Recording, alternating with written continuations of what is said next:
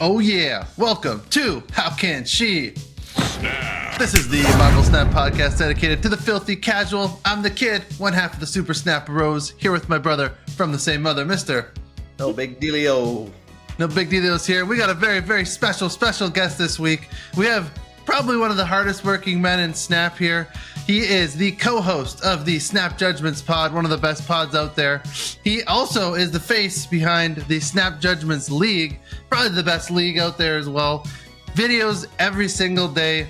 One of the best content creators out there. Just hit 10,000 subs on YouTube. Congrats, my man. We have Pulse Glazer joining us. Thank you, Glazer. How you doing, man? Tell the people where they can find you. Hey, it's a pleasure to be here. Snap Judgments podcast on YouTube. If you're willing to check it out, I'd appreciate it. Happy to be here. I love this podcast. I listen all the time. It's so fun. Also, I am personally a filthy casual. I know it doesn't seem like it because I share top decks, but I play absolute shit all the time. Like, I win a fair amount, right? But I am not. I'm so far from the meta. I think I've played like 3 games with Hela and 1 game with Thanos in the past 2 months, and I was like, good enough. Let's play more bounce. So I am all about that casual bullshit.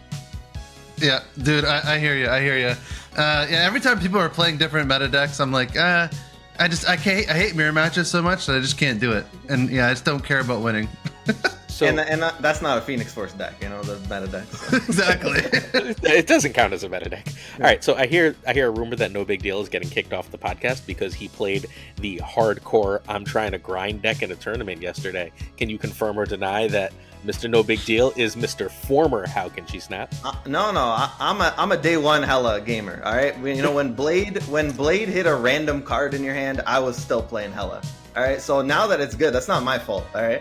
So I can't help it. The balance team has woken up, and they're part of the ways now. And you know, I've been playing Hela since I got the card from Series 3. So I'm not gonna stop playing her now. She's good. Fair enough. To be fair, he was playing an Invisible Woman MODOK Super Giant Hela. So. Yeah. Also fair enough. It was a little bit weird. A little more think that deck is bad. Yeah, it wasn't the Prodigy version. Yeah. Yeah, I don't think that deck is bad like at all. The Invisible Woman one, everyone stopped playing it, but like, unless you're playing Move or Junk, like, it's really hard to beat that. I've always hated it personally. I've never like played, even, you know, when I was day one Hela, I always played like try to be as reliable as possible, and whatever, you got to YOLO the blade when it was random, you had to YOLO it, but try to be reliable as possible. But the reasoning behind it is that, you know, we'll get into it in the patch notes, but this Alioth change has got me all excited, you know, and you just can't, like, Invisible One, you just can't play it into Alioth. So, but we'll get into it, kid. I mean, I still think you got to do the intro anyway, right? Oops, sorry, go ahead. That's okay. I was just gonna edit it out later, but I don't give a shit. Let's go. Leave it in. It's all right. Well, hey, this week we got a nice episode. Obviously, look, we're already talking stuff. We're already getting into it. We're gonna talk about USAgent a little bit. I don't know. I didn't get him. We'll see what I think Glazer has him. We'll see what he thinks. We're gonna get into this big patch. Obviously, a lot of controversy, a lot of features. It's going to be fun. I think that'll probably take us, you know, with us rambling on about Snap, that'll take us quite a bit. And we're going to talk about Red Guardian in the next week's spotlights as well. No big deal. Still on the fence about what he wants to do. And yeah, let's get it. The kid. All right. No big deal. Glazer, how the heck are you guys? How you doing, Glaze? I'm doing pretty good. I'm a little disappointed that you have 72,000 tokens exactly, and no USAgent. The kid. Yeah, I'm. Why do you hate America, bro? I'm Canadian through and through. Okay, we got north of the border. You know, I am living in America currently, so I do enjoy, you know, the US of A. But yeah, this card, I don't know, dude. He didn't look interesting to me. I just, you know, one, I can't put him in Jet's Phoenix Force deck. That's number one. I've just been grinding that thing constantly. And two, he's just like, he looks underwhelming to me. His ability is, if it was like a fun ability or it did something like kind of cool, then I would have picked him up, to be honest. But if I want to like minus people's power, I would just always play Man Thing or Hazmat and stuff. And it's cool that he's a 2-drop, but I don't know. He didn't seem like he would have enough impact for me. And then the stuff in the spotlights, I didn't care too much about. I have a cool Jeff variant. I love the Rian Gonzalez. Little, what the hell's that thing called? LDS, Lady Deathstrike. The Jeff variant with Rian. Where you put in money and it grabs claw machine. The claw. Yeah, I don't know how the hell I could think of that shit. I have that's my favorite Jeff variant. So I have that. So I didn't need one. And then Mirage has never played. So I'm like, I didn't want to even roll my spotlights for this guy. So I don't know. It seems like. What do you guys think? He seems underwhelming to me. Well, I mean, I haven't picked him up either. For me, I have like 11K tokens. I was looking at it, and there's some potential skips next month, which I'm surprised by. Like, I think the cards look really cool, but I think the season pass card looks the coolest, which is the Blink card. I think coming out next month, right, Glazer? Blink next month, I think. Yeah, Blink is the season pass next month. Yeah, I think she's the coolest one, and so I think there's like 2 or 3 potential skips next month. So I guess I could pick up USAgent, but I don't know. I don't know what deck I'm gonna put him in. I'm not much of a Sarah control gamer personally. I think that seems like an interesting spot for him, right? It's like mostly a 2/6 or a 1/6 if you got Sarah. So that sounds kind of fun. Any like Luke Cage stuff. I can't put him in Cerebro 3 with Luke Cage, so I guess you could do a C3, but then you can't put any cards over 3 power in that lane if you put him in C3. So I don't even know. I think you just like put Quake or like a good 2/3 in instead of like USAgent instead. So. I don't know where I'm going to use this card, and I kind of felt the same way with Cannonball at the time, but now I'm like, oh shit, I kind of wish I picked up Cannonball, because it seems kind of sick now. But I just currently can't see a deck I would use this in, so I haven't picked them up, even though it seems kind of interesting. I like the idea of hitting one card and being a 2/6. Sounds kind of decent to me. He's fine. I have him. I buy every card. I do what the kid should do with his insane amount of tokens and just get every card so that when I have a podcast, I can review the damn card. Yeah, I don't know. He's fine. Like, he's very fine. He's a good card that you're going to like. The meta will eventually move on. Like, there's a bunch of stuff coming out that gives negative power this month. There's the negative stuff that Gregor made is everywhere. And then there's next week, Red Guardian, we'll talk about later. That's a lot of stuff that gives negative power. So that shit's kind of all over the place, right? Which means Luke is just kind of all over the place, and that means he's not very good. But if you give it like 2 or 3 weeks, this is going to be a card that steals some cubes. Is it going to be like Cannonball good? No. But it's already as good as like Meek was at first, right? Or better than Meek was at first, I guess. I'm trying to think of like what I'd compare this to. It's like it's better than Hercules was, right? Like it's a good little card. Is it great? No. Does it have like an amazing tier 1 home? Absolutely not. But like no one expects you to play it literally even the week it came out. So sometimes you just drop it late and they're just like, "Oh, did you just play a 2/12?" And it's like, "Yeah, I played a 2/12. Thank you." And like, I don't know, it's a 2/12 and you win, right? Like It's a good card. Is it needed? I don't think it's ever going to be needed. I don't think this is ever going to be really meta unless Sarah is really meta and they printed Mobius, so that seems unlikely. You know what? It leaves me a little bit of a sick feeling in my stomach that I think I need to get over because, we're in April 2024 now, and it's kind of new times in Marvel Snap. Is it just really feels like a 3K Series 4 card, right? Like this is a textbook Series, like Ravonna was a Series 4 card, and then this guy's 6K, and I'm just like, I just can't get over how expensive that is for a card like this. That's not like some archetype defining or big Red Hulk powerhouse or some crazy shit. Like, yeah, it's just I'm struggling with the price on this one. With 11,000 tokens, it's not worth it. Yeah, right? Like with 11,000 tokens, I'd be saving up. Just because like you don't want to like I buy Cannonball, right? Like I think Cannonball is totally worth having. But with 72,000 tokens, I'm just saying. Listen, the reason why I have 72,000 is because I make good financial decisions with my tokens here. And that's more than I can say with my gold, which we'll probably get into later when we talk about the cosmetic shop. There. The batch. So my gold is struggling, but my token game is strong. All right. I hope this becomes meta just for you. Although I guess it's just going to pop up in your token shop. I'll just buy it then. Yeah, there's no rush when it's in your token shop. It's is this worth 4 spotlights? No. Not under like any circumstances, right? No. Unless you have 20. If you have 20, this is probably worth risking for, right? Like if you have if you have 6, then no, Steve. I have if there was some cool variants, like if there was a variant I wanted, like if it was Peach, Momoko, Nico, this US agent would be in my collection right now. I want that. I need at least 2 things in the spotlights to roll for them that I really want. And if it's like just one, like that's how I roll personally. It's like if it's just one thing, then I'm like, if it's nothing that I want, which is this week, then I'm like, why even do it? I'll just pick it up later with tokens if it ends up being good or if they buff it, because it's going to be the only thing. I think it's the only card I don't have.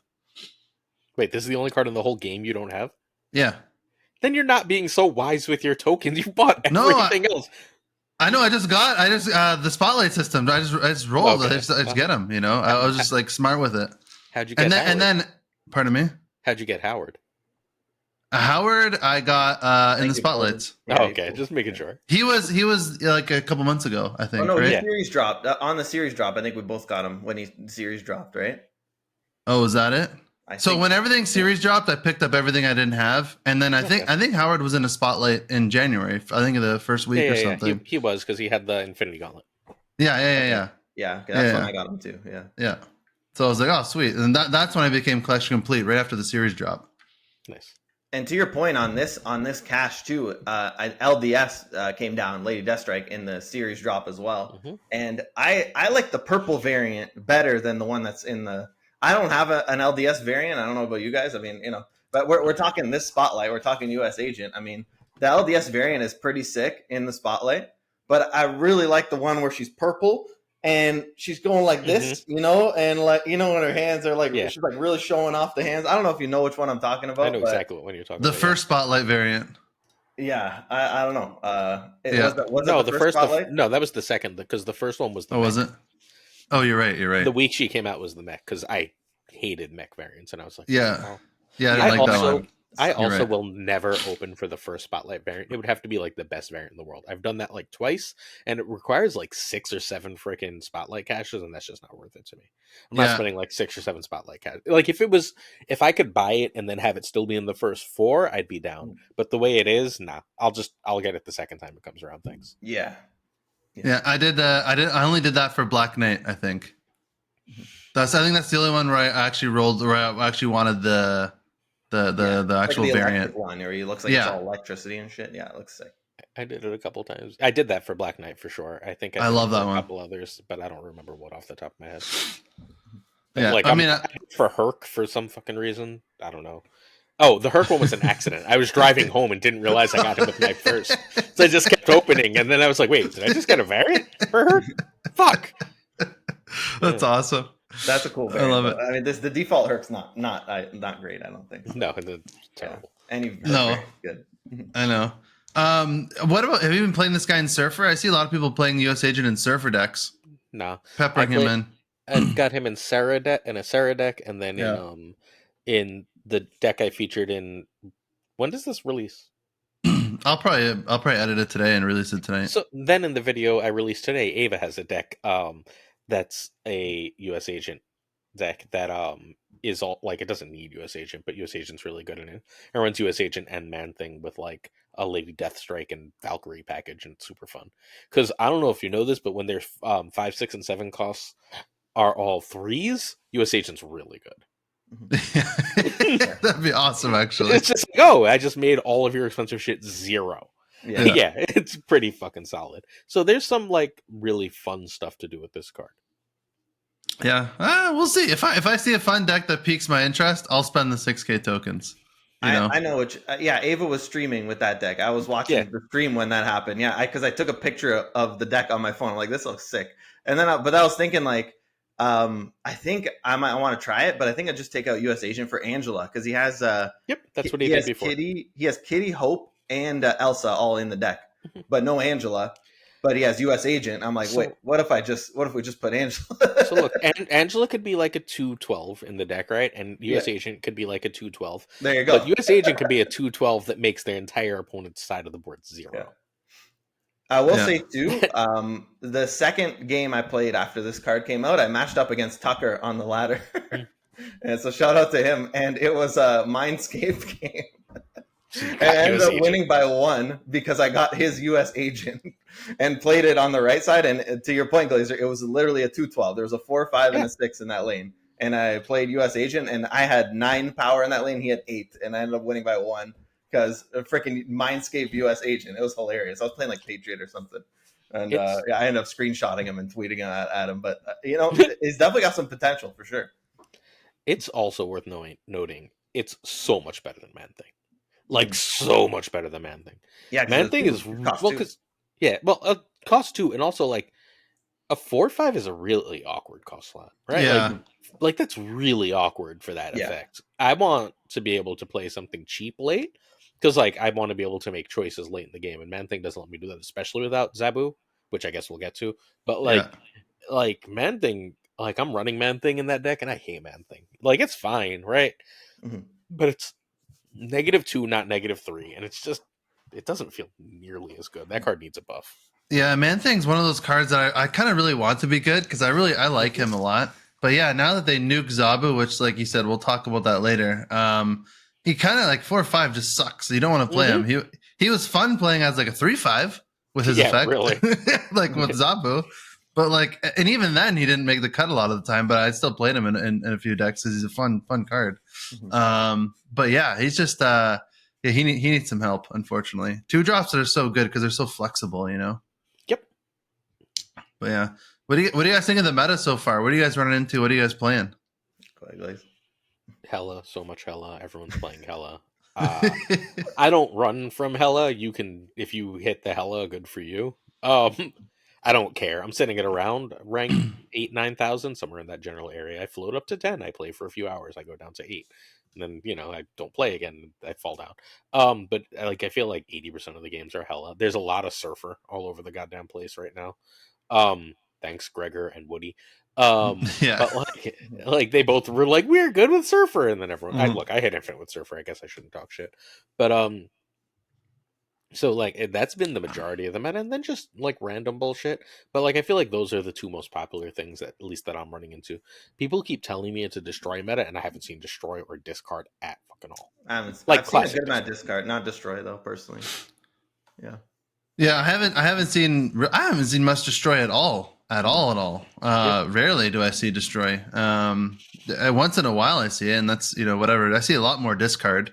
Definitely a lot of Hella. Definitely the Tribunal I see, and then just random bounce decks and stuff too, which is pretty cool. The Hella stuff is kind of, I guess it's a bit annoying now. It's kind of like there was a Hella meta, now Hella's good again. I don't know if No Big Deal is happy about it or not, but like, I thought with after the patches, my turn, Yeah, I actually thought of you, Glazer, after the patch. I'm like, oh, bounce might be viable now. So, Really. Trust not me, with I'm Hella. playing it. So the problem I think for Hella is that Red Hulk puts it over the top, right? Like I think it's much like even when it goes off, if it doesn't have like a second Infinite, it's not that bad. It's when it's got like 2 Infinites that it's like, fuck, come on, man.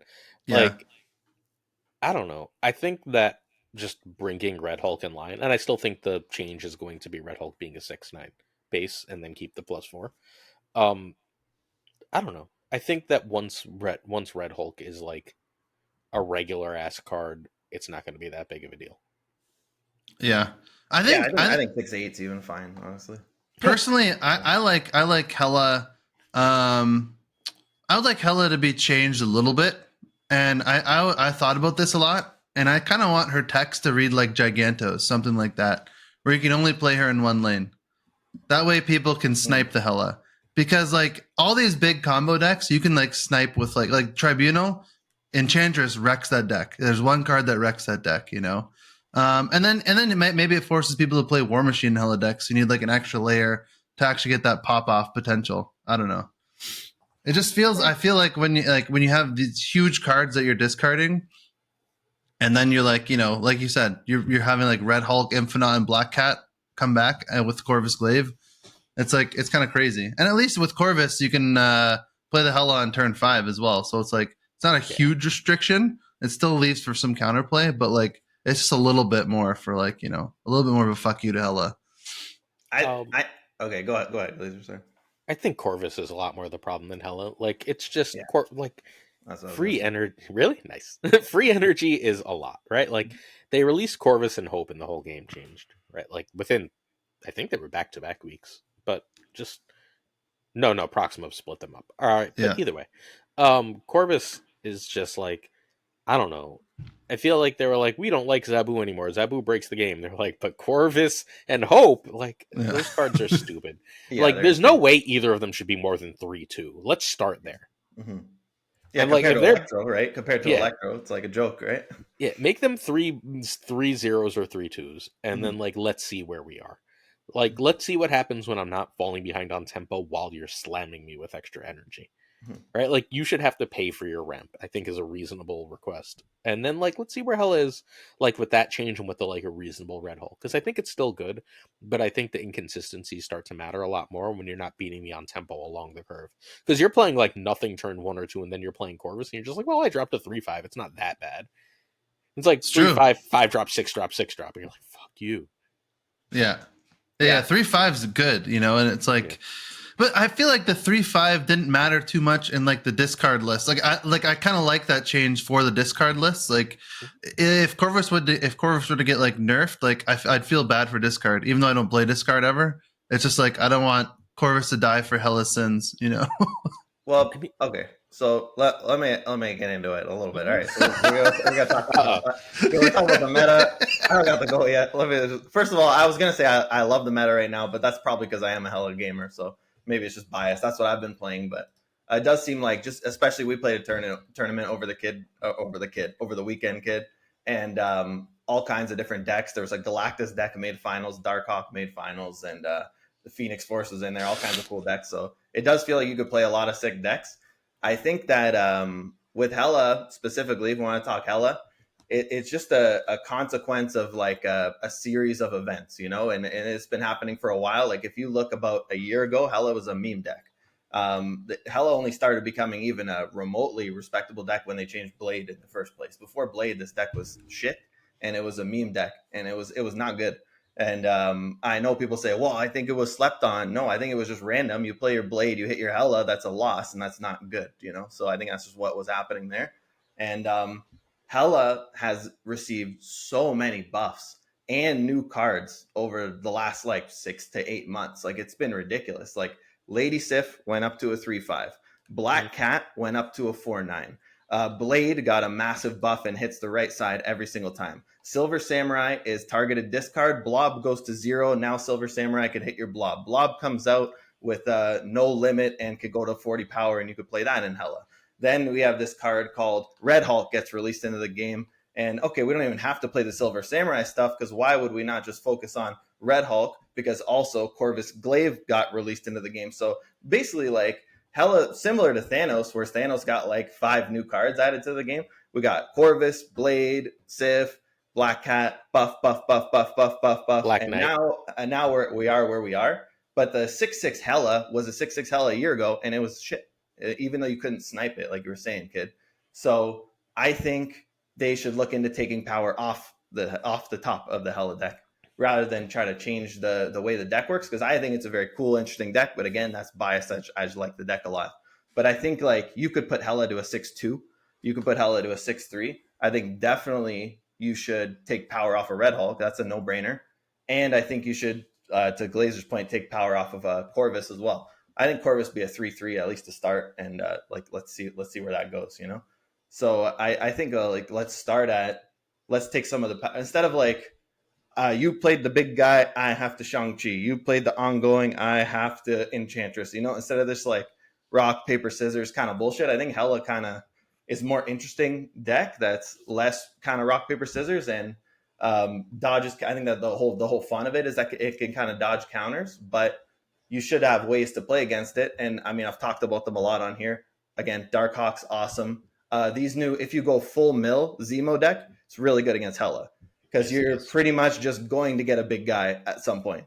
Like your third or fourth Zemo, like say you Yondu, bounce it, Yondu Zemo, like that third Zemo is going to pull like an Iron Man or a freaking Red Hulk or like something crazy because their whole deck is just big guys. So the mill stuff and the Darkoth stuff is already like really good against Hela. And I think if you just take some of the power off the top so they can't go over the top of freaking everything, like an Angela Kitty should be able to compete with power on a Hela when they don't giga high roll, you know? So that's kind of where I'm at with it. I think we should take some power off of Hela rather than just rework the card, because I don't think the card's broken because it was fine a year ago. I agree with all of that. Yeah, Like, those are good points. I mean, Hela was crap. I don't want it to be crap again.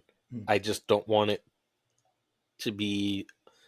I don't. All right. So the problem with Hela isn't that it wins so much, because it doesn't win so much, right? No. The problem with Hela is that it wins or loses regardless of what your opponent does. It's solitaire. Yeah, solitaire. Yeah.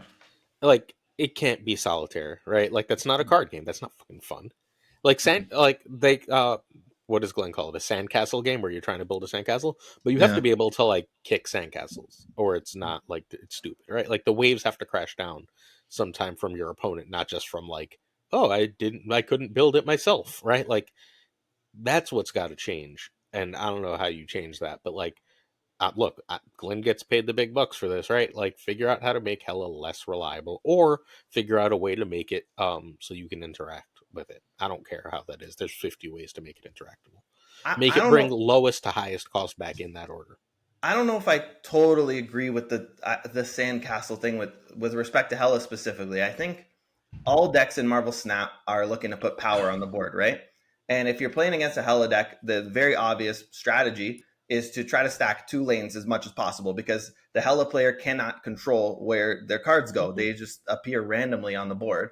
So especially if they're playing like some Tribunal MODOK bullshit, but even if they're not, their stuff is randomly getting spread across the board. So they don't even have agency over where their power is allocated.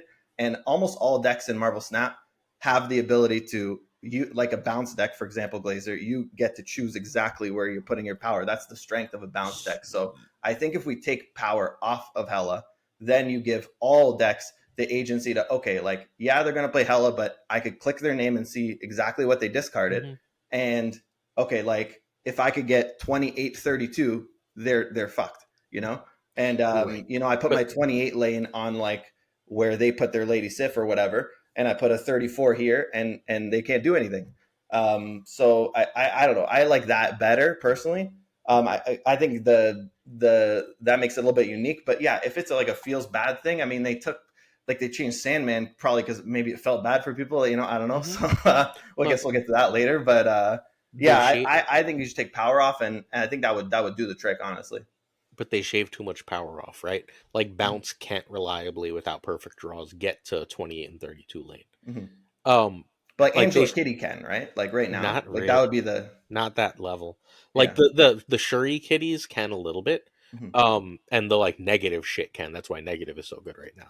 Yeah, but, negative similar to Hela. Yeah, you're right. But they peeled enough power off the top of stuff that like things aren't getting to that old Shuri Red Skull number with nearly the ease they used to, which is like a problem, right? Like, there's nothing you can't, like, I played it for a week. You can't do that. You know what can do that? Wong Surfer. Wong Surfer has no problem doing it. For sure, yeah. Right? Like, Wong Surfer does not give a fuck about that Wong and Surfer lane, right? It says, all right, I'm going to have a Brood that's going to get hit like 5 times, and then I'm going to have a Shaw that's going to get hit like 5 times, and let's go, and now I got you. But, like, most other decks, like, they've spent a lot of time killing a lot of the lower power go tall things. And the higher power go tall things, that's great, but I have to pay for those now because there's no like lockjaw, right? And Hela doesn't have to pay for its big shit, so it stays ahead. Yeah. So like, you can't get that tall with the like late game power. They need to put power back in the early game so that I could actually compete with Hela. But like, Kitty and Angela just does not get tall enough right now. It can get tall enough in one lane. It has a very, very, very hard time getting tall enough to matter in two. Like, what the second lane is often like 20 to 22 power, and that's just not enough. Yeah, no, I agree with your points, and I'm all for them hitting Hela. I guess maybe we just slightly disagree on how they should hit it, but I'd be down for them to do something about it. It's definitely like when they nerf Thanos, they also nerf discard. But remember when they nerfed like Lockjaw, but the 2 best decks in the game were Hela and Thanos, right? And they hit Lockjaw, and we kind of knew that like the Lockjaw change wasn't going to affect Hela like that much at the time. Like, Hella's always been able to play without the lockjaw. It's just kind of nice to have it. And Husky came up with a really sick build with that lockjaw, but you don't need the lockjaw in Hella. We've always kind of known that. So like they nerfed Thanos, but they didn't really touch the Hella, and Hella was right there and pretty good into the Thanos too. So Well, they did. They hit Lockjaw. They did. They hit Lockjaw. Yeah, they hit Lockjaw. Lockjaw was in all the best Hella decks at that time. Yeah, and it then, was like, for sure. But yeah, and then so the thing people do, because like Thanos is still great. Thanos is great with Hella. Is when something gets nerfed, everyone just stops playing it. Even if it's like not much worse. So when Lockjaw was nerfed, people just like for a few weeks just stopped playing Hella. Yeah. And everyone was like, Thanos! And then Thanos got nerfed. And Thanos is still tier 1 too. But everyone's like, oh, Thanos is nerfed. I'm not playing that shit anymore. Oh wait, Hella still works. And it's like nothing changed in those 3 weeks for Hella at all. It's the same fucking deck. You just refuse to play it. And then like occasionally like I'll get into like arguments with top players. I'm like, why did everyone stop playing Hella? They're like, Hella's not good anymore. Lockjaw's gone. I'm like, you're gonna be playing Hella in like 2 weeks once the next thing is nerfed. Just play Hella now. And they're like, it's not good. And I'm like, but it is. it's worse. But like, and then like a few weeks later, it's like, oh, yeah, by the way, Hella's still good. And I'm like, yeah, I know. Hella is still good. Like we're just going in the same circle, right? Like if they nerf Hella and they don't actually fix Thanos, I would bet money that everyone's just back on Thanos again in a couple weeks because Thanos is still good right now. Yeah, crazy. It was like, hold my beer. Hella Thanos, #1 player in the world. Yeah. I mean, he's like, you can't nerf this. So it takes skill to play now. And people are like, oh, I have to try when I play Thanos. Yeah. Disgusting. I'm not playing that shit. And it's like, well, just try when you play it. And it's still about as good. I played literally 1 game with that deck. And I went, that was gross. And then Flash, do you know Flash? Whatever. Yeah. He plays. He's a destroy player. Yeah, he dropped that. He played a video with that Thanos list, and then he was like, what the hell, and stopped playing. It was like, this is disgusting. This isn't actually and like you have to think. You can't just like mindlessly like be like, everything always works together all the time. This isn't even a risk anymore. Now it's just easy time, right? Yeah. But like it's that deck is disgusting. Like they'll nerf Hella in some way, right? And then that deck will be completely sick again. And like we're just gonna go back and forth until like people stop letting like their biases make them not play decks. Yeah. I wonder if it's fatigue too. I wonder if people just get sick of playing the same deck and they just want, all right, we just did that for a month. Let's play something else. Like, but to your point, if you ask them, they go, no, it's shit now. Then it's like, I guess that's not the top players are grinders too, right? They don't like actually give a shit what's fun. I mean, outside of like Ava. Ava's always playing some weird shit. But and Baby is playing weird shit. But like the top grinders, like Tanjo. Tanjo is like, I'm playing Loki. What are you doing if you're not playing Loki? Hella? It's like, great. Husky is chilling at like 14 this season. I've seen him play 0 games on ladder that aren't either Hella or Loki. And it's just like, okay. Right? And like, you know what still beats Loki? Thanos. Yeah. Yeah, it's crazy. I don't know. I mean, I don't even know what to say really. Like, it's just like, I really am enjoying the meta right now. Like aside from a lot of the hell, I don't see 80% like you, but like I do feel like I can play a lot of stuff and be okay and still kind of rank up if I want. So it's not like overly oppressive for me. The hell is not feeling overly oppressive, but it doesn't win that much. It's not that it wins a lot. It's just that it's there, right? Yeah, like, it's not exactly. That it's like so unbeatable. And there's nothing you could do about it. Yeah, that's the issue, right? It's like I don't hate playing Hella. I'm trying to check my stats this season and see how I'm doing. I'm about the same as always. I'm 0.5% worse win rate than usual. I usually sit around 57% win rate. I'm 56.5 this season. My bounce, by the way, however, is -15 cubes. -15 cubes right now. Doesn't matter. You're having fun, all right? The 53% win rate. The fun cubes are high. Yeah. There's another deck I want to talk about, so I'm happy I opened this. We'll get there when we get to the batch. Yes, and then the Hella too is just like I think the main thing is just like it's kind of stupid to play against because I feel like I don't have to think a lot of the time. It's like part of the game is like like you said, interacting with the opponent and being like, oh, what are they gonna do when I do this? And then I see the Black Cat discarded. I'm like, Lady Sif discards the Red Hulk, and I'm like, fuck. All right, well, let me try and stack 2 lanes as best I can. Like no big deal said. And so that's why I like the change of like just making it so you can snipe it. That way people have to put Cosmo in their decks, they have to do something if they want. I would and just say if they do that change, that's a dead card to me personally. I won't play Hela if I can only play her left, for example. Even if why she's level 68. Tribunal is like one of the top decks. Darrow's playing it. People are playing that deck. That deck is wrecked by Enchantress only. I know. I don't like playing that deck. I know, but I'm just It's my not point just being Enchantress. that A lot of things can wreck that deck. Magneto wrecks it. Alioth wrecks it. There's a lot of ways to deal with that deck, and you pull their Mr. Negative into the Iron Man lane. yeah, and it's still really good. That's my point. It's still really good. So like I don't think Hela would be worse, but not like dead. Yeah, I don't think. I'm not saying meta. I'm just saying as the filthy Hela enjoyer casual, this would make me sad, and I would not play the deck if they made it. That's just not fun to me. Now we're just playing like flip a coin. You have the bullshit counter or you don't, and that's not fun to me at all. That's all right. All right, let's talk about what decks have you guys been playing? Like, what's some of your decks that you want to go over? Some meta decks. Let me give you the Hella spice, because we Yes. took out a top player with this deck. We got top 4 at Attorney. We didn't win it, but like I said, if you run into a Darkhawk, you run into a Alioth, you're gonna have a hard time with this deck. So it's just the deck's called No Alioth, a question mark. You just pray that people aren't playing Alioth because they saw the patches and they say, now he loses to Red Hulk, whereas before Alioth could kill a Red Hulk, now he gets hosed. So that's who's playing Alioth still? A lot of people. I'm fine.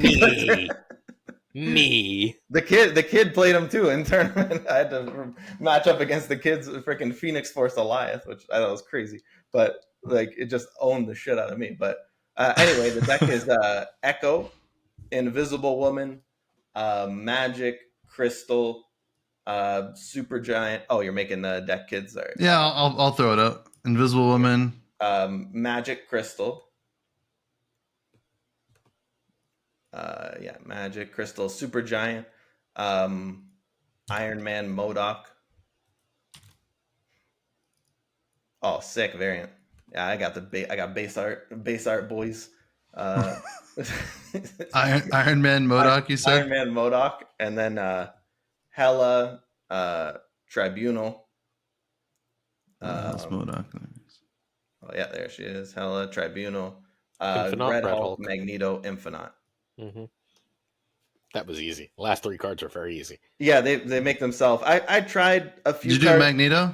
Yeah, Magneto. Yeah, like I was trying Giganto over Magneto. I tried when I first made the deck, I did it with like Onslaught, Blue Marvel, stuff like that. But you don't need to do all that. I like to take little ceiling off, and just for reliability, I added the Crystal, which is hilarious. She's actually awesome in this deck. I used to have Hope Summers where the Echo slot was, because you go Hope Summers, Super Giant, on the Hope Summers, Hela, hide the Super Giant for turn 6, then you MODOK somewhere else, and then the Hela reveals last. And that way you could kind of dodge stuff with the Super Giant too. That line almost never came up. I mean, it's such a specific 4 cards. So I said, it was like 1 in 30 games that would come up. So I said, forget it. I just put Echo in the deck. Echo you just put, and then you put Invisible Woman, they can't Cosmo you now. So Echo just Are you seeing enough Cosmo for that? I run Jubilee in that spot. I just say if you have Cosmo, good for you. Have my cubes.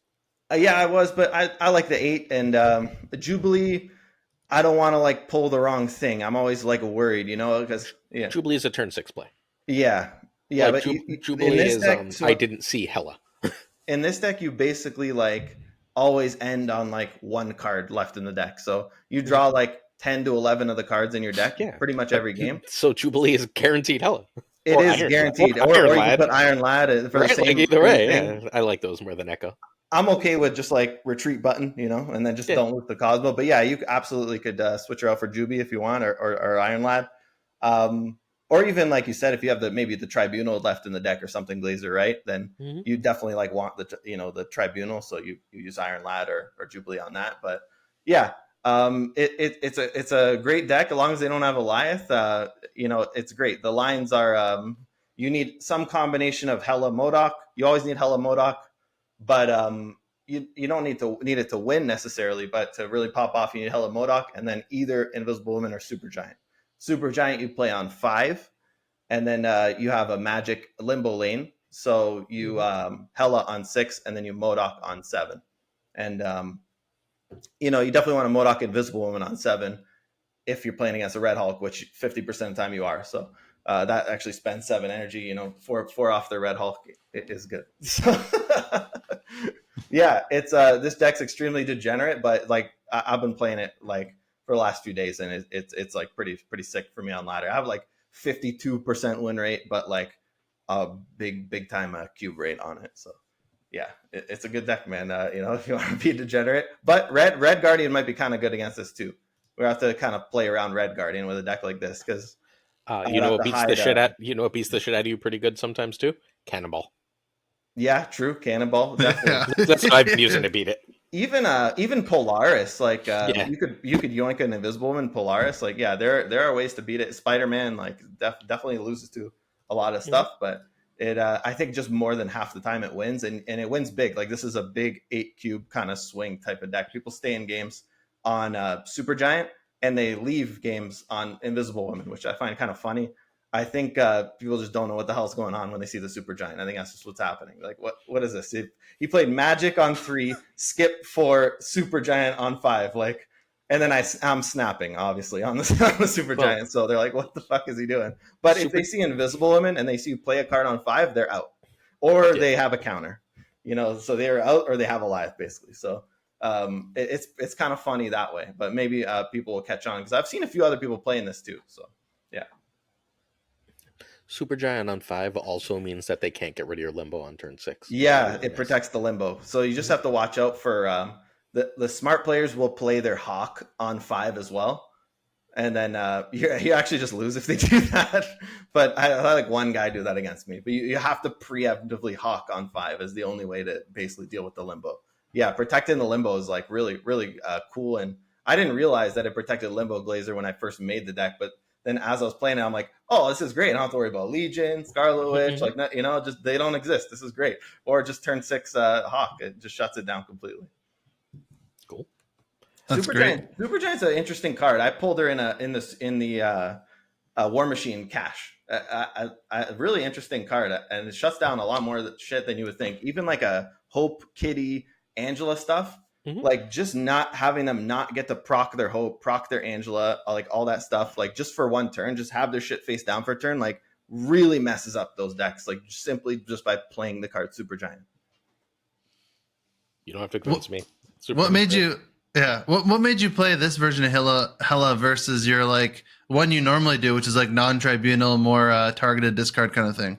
I just wanted to try it because of the Alioth patch. That's really what it comes down to. I think it's Alioth had a huge play rate pre-patch, like 17-18%. And so want to just like queue up where I'm losing 1/5 of my games for no reason. And not only losing 1/5 of my games, but losing 8 cubes because I'm snapping. I have to stay. I have MODOK, Hela, Invisible Woman. Why the hell wouldn't I not stay in a game like that where my deck is nutting? And then 1/5 of the time they have Alioth and take 8 cubes. It's a giga feels bad, man. So I just absolutely hated the old Invisible Woman version of this deck because of Alioth. And now Alioth, I figured nobody would play it. And it's that play rate's come down, I think, for sure. But more people are playing it than I expected. But it hasn't been on ladder for me. It's been pretty good. I've seen like maybe 4 or 5 like Alioths out of like close to 100 games probably. So yeah. So want my deck that crushes this? Yeah. Let's do it. Do you want me to build it, or do you want to say it? What do you want to do? It's up to you. I don't care. Whatever makes you happy. Sure, let's build it. I'm 22-8 with this, with a plus 28 cubes, so like a 0.9 cube average. It is Ant-Man, Nico, Squirrel Girl, and Titania. Oh, I'm good. I was just going cost order, so just hit one. Yeah. Oh my god. Nico, Squirrel Girl, Titania. And Titania. Mm-hmm. Titania. Nice. I love it. I'm not sure. Titania is the most likely card to get changed, but I keep winning, so I'm not changing it. Why not? Yeah. Dazzler is the only 2.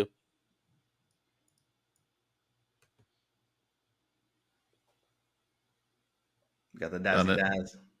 Shauna and Mobius. Nice. This looks like it's going to have the card Mockingbird in it. It is! Gotta feel it. Kazar and Cull. I was gonna say, is Hope in there too? You're gonna put more broken cards in? Maybe No. Valk. Maybe Valk. We'll see. Nope. Kazar and Cull. Call, nice. Where is he? The big boy.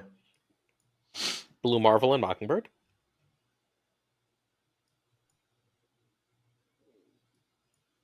Alioth. Nice. I love it. This deck is beating the shit out of everyone. It puts up so much more power than it looks like. This is really cool. Yeah, you just sit there with like a nice like 30 power lane, and then you Alioth. Like if and like you have priority like 1,000% of the time with this deck. That's why I don't love Titania Might Changer, because I like 3 of my losses were me realizing I have to Alioth in the Titania lane, and being like, well, fuck. Right, like I don't want to. Like now, I'm just gonna give you a card. I don't want to do that. So like that might end up being Martyr, because there's very rarely space on the board for Martyr to lose me the game. I was gonna say you could probably just put Martyr, right? Yeah, because it's just you're just filling up the whole deck here. Yep, that's cool. It's Be careful so with good. Ant-Man with Martyr if you play her. Yeah, that's true. That's very true. I mean, I feel everything, and so like my Red Hulk strategy is they get 1 trigger, and then I just don't miss energy. Right, like it's like, all right, you have a 615, but like it's not going to be a 619. It's not going to be a 623. I'm playing on curve the rest of this game. Good luck.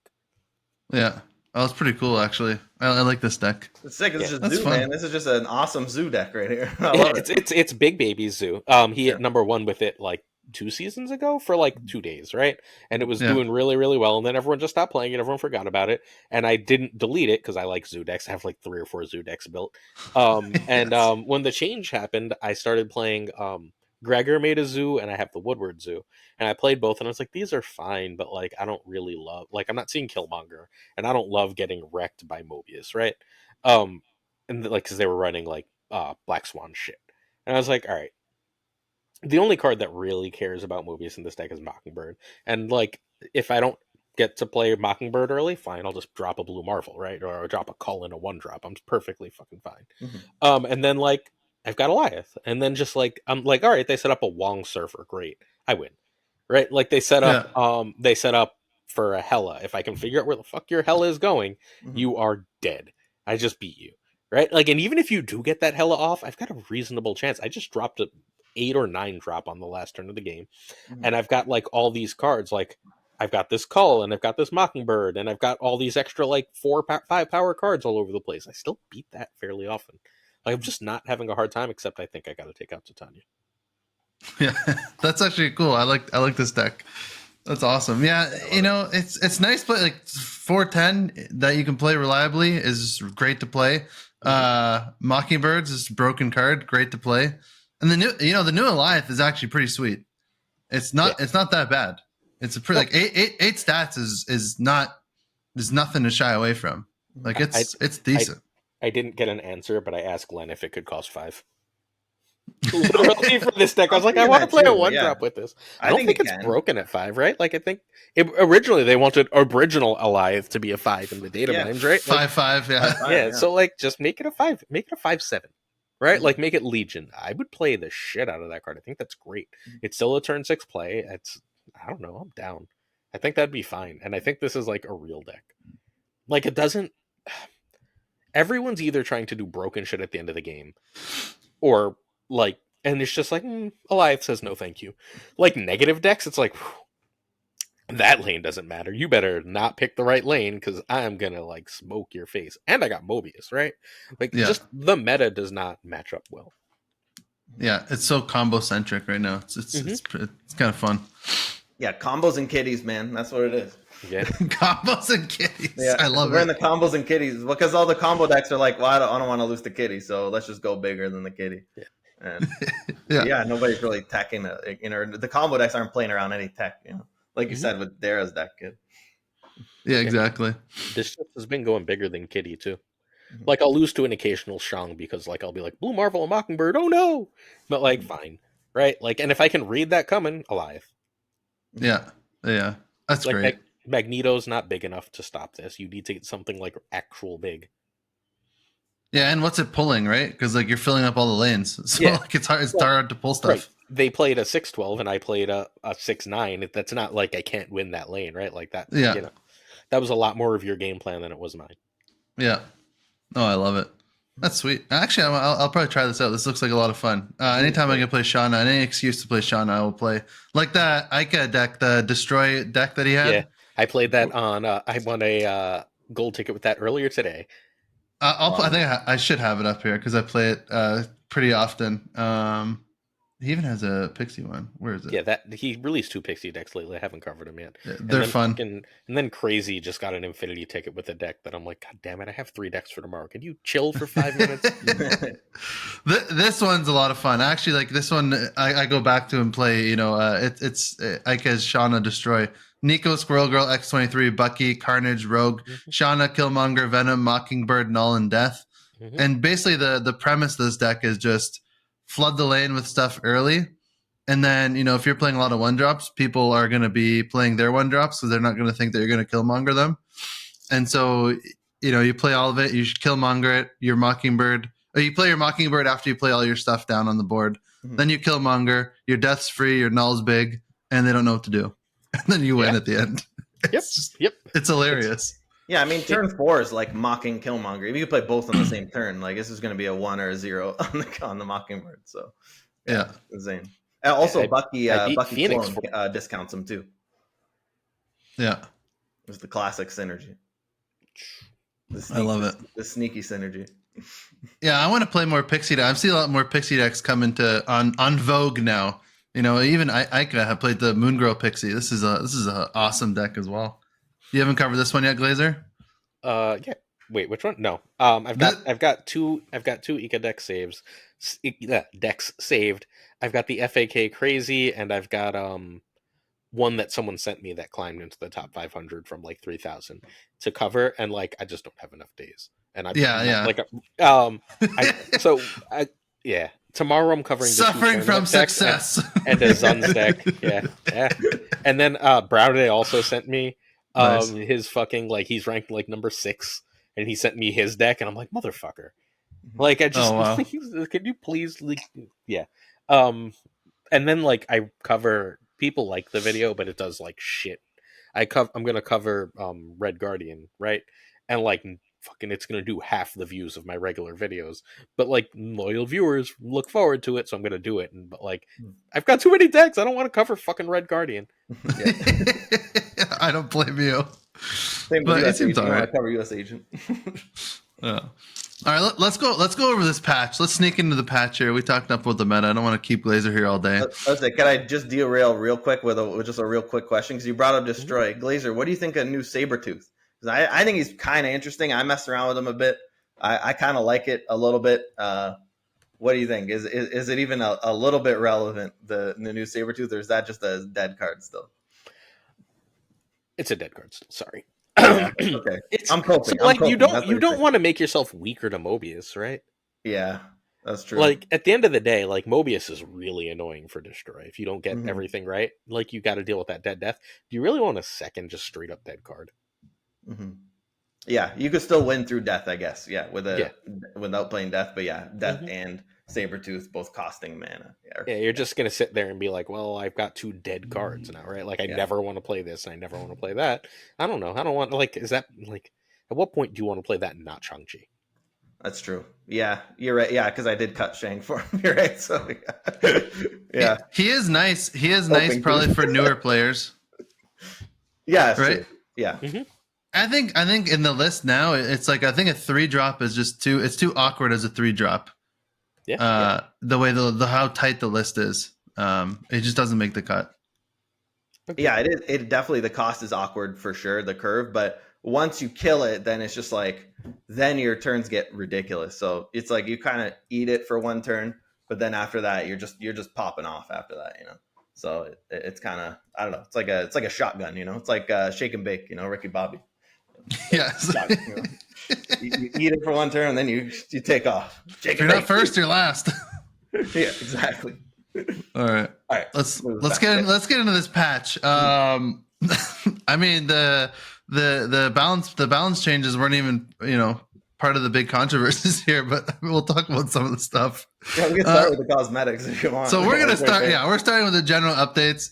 I kind of love the general updates and what they do. They added a cosmetic shop, which I thought it was pretty damn cool. I kind of like it, that they're adding, cosmetics to the game. I personally don't give a shit how much the cosmetics cost. I think it's a good thing for games to have cosmetics that cost a lot, as long as progression isn't, lumped into that. I know the progression does cost a lot here, but these avatars being 2,200, or the emotes being 2,200 gold. I saw there's been so much hate online. I don't understand it, to be honest with you. I think it's hilarious, and I don't mind them being that much. I mean, yeah, people want there to be a game. They're not gonna make a game for minimal profit, right? That's not how this works. Yeah. So they need to make money, and look, I bought an emote. I don't plan on buying many more, but I bought an emote.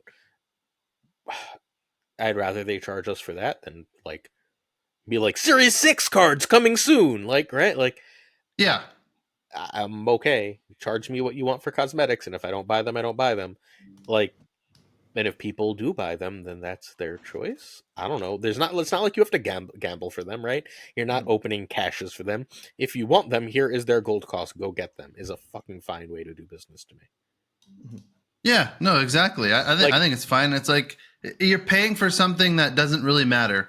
And if you're gonna pay a premium for that, it's not gonna progress your game anymore. I mean, I think it's fine for Second Ender to do that, because I could make a coffee for 20 cents at my house, or I can go to Starbucks and pay $5 for a coffee.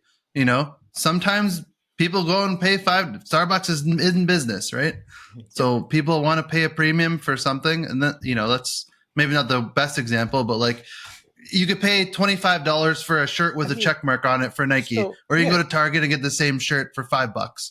Look, people are going to buy the Nike shirt. But even more than that, right? Because you still need a shirt. I drive a Civic. Yeah. I don't drive a Ferrari. No one is forcing me to go buy a Ferrari, right? I don't need a Ferrari to drive around in. It might be cool, and it might get me some kind of weird status shit that I don't really care about.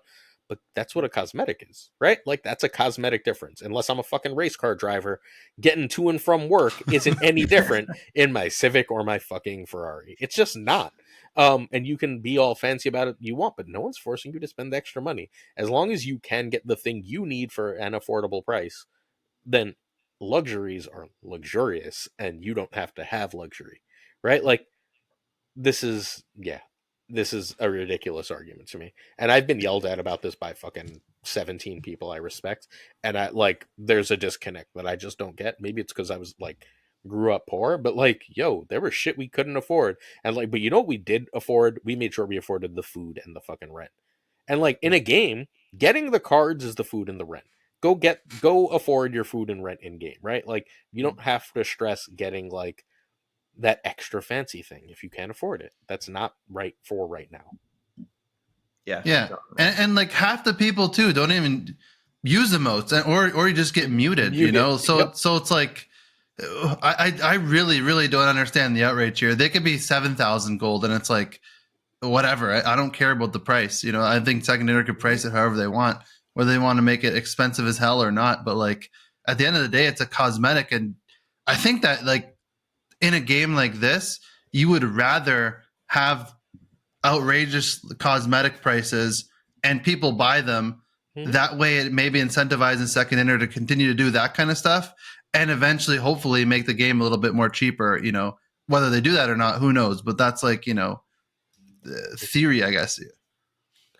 It's still not expensive. No. Given the amount of hours everyone listening to this puts into this game, right? I doubt there's a person here who spends less than 10 hours a week on Marvel Snap.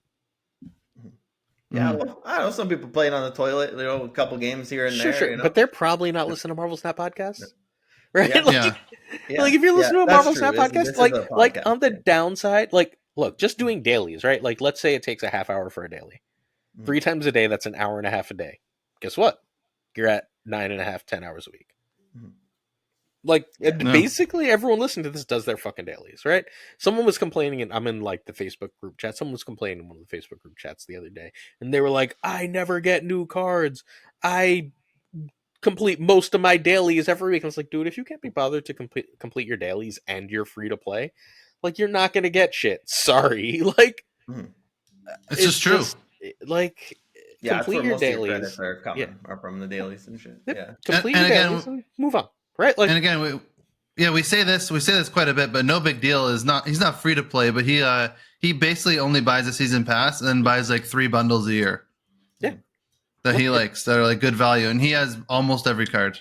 I'm It's missing like complete. 2 or 3 cards. Yeah. yeah, But- it's not an expensive hobby if you spend well and are smart. And if you don't want to spend well and be smart, or you don't want to play the fucking game to get what you want, then that sounds like a you problem. And like I'm getting you two yelled at because this isn't my platform. I usually save this kind of shit for my platform. Oh, that's fine. Yeah, Go people pop hate off. it. We don't Okay. care. But we're all like, fair game here, buddy. but like that, like if you don't want to spend money or time, right? Then you're gonna miss shit, and that's your decision. Like they're not selling you the game; they're selling you a service, right? Like it's games as a service, and you can hate that all you want, but that's the model they've got. If you don't like it, then Snap's not for you, man. Yeah, no, I agree with both you guys in principle for sure, like 100%. And look, I don't buy cosmetics, and I am an emote spammer. I bought Ms. Minutes. Yeah, like and I want people that want them to buy it, want to buy them and spam emotes, like do it up, have fun, do your thing. Like if I wanted to spend more money on the game, I would start with emotes for sure, because I'm just an absolute menace when it comes to freaking spamming emotes. I find it really fun. I'm like that any game I play though. If I'm playing like a game, I like talking shit. Like it's just fun. I'll never personally attack anybody, but just in the game, I like to talk shit and spam emotes. But I understand the human element of it, of like FOMO is like a really natural like human emotion, right? Like people don't want to be missing out. So like they see other people with the emotes and like, they're spamming. It's like, yeah, you could just mute them, right? But like when you see that beast like thing come in and he's got the monocle, or you see the freaking the clock come out, like you're taking a little bit of time to like figure out how to do your turn, and freaking TVA. That's exactly what I love. Me. I laugh. The first fucking turn, if you take more than 2 seconds to take a 1 drop, you're getting Ms. Minutes 7 times. Yeah. I don't emote spam for shit.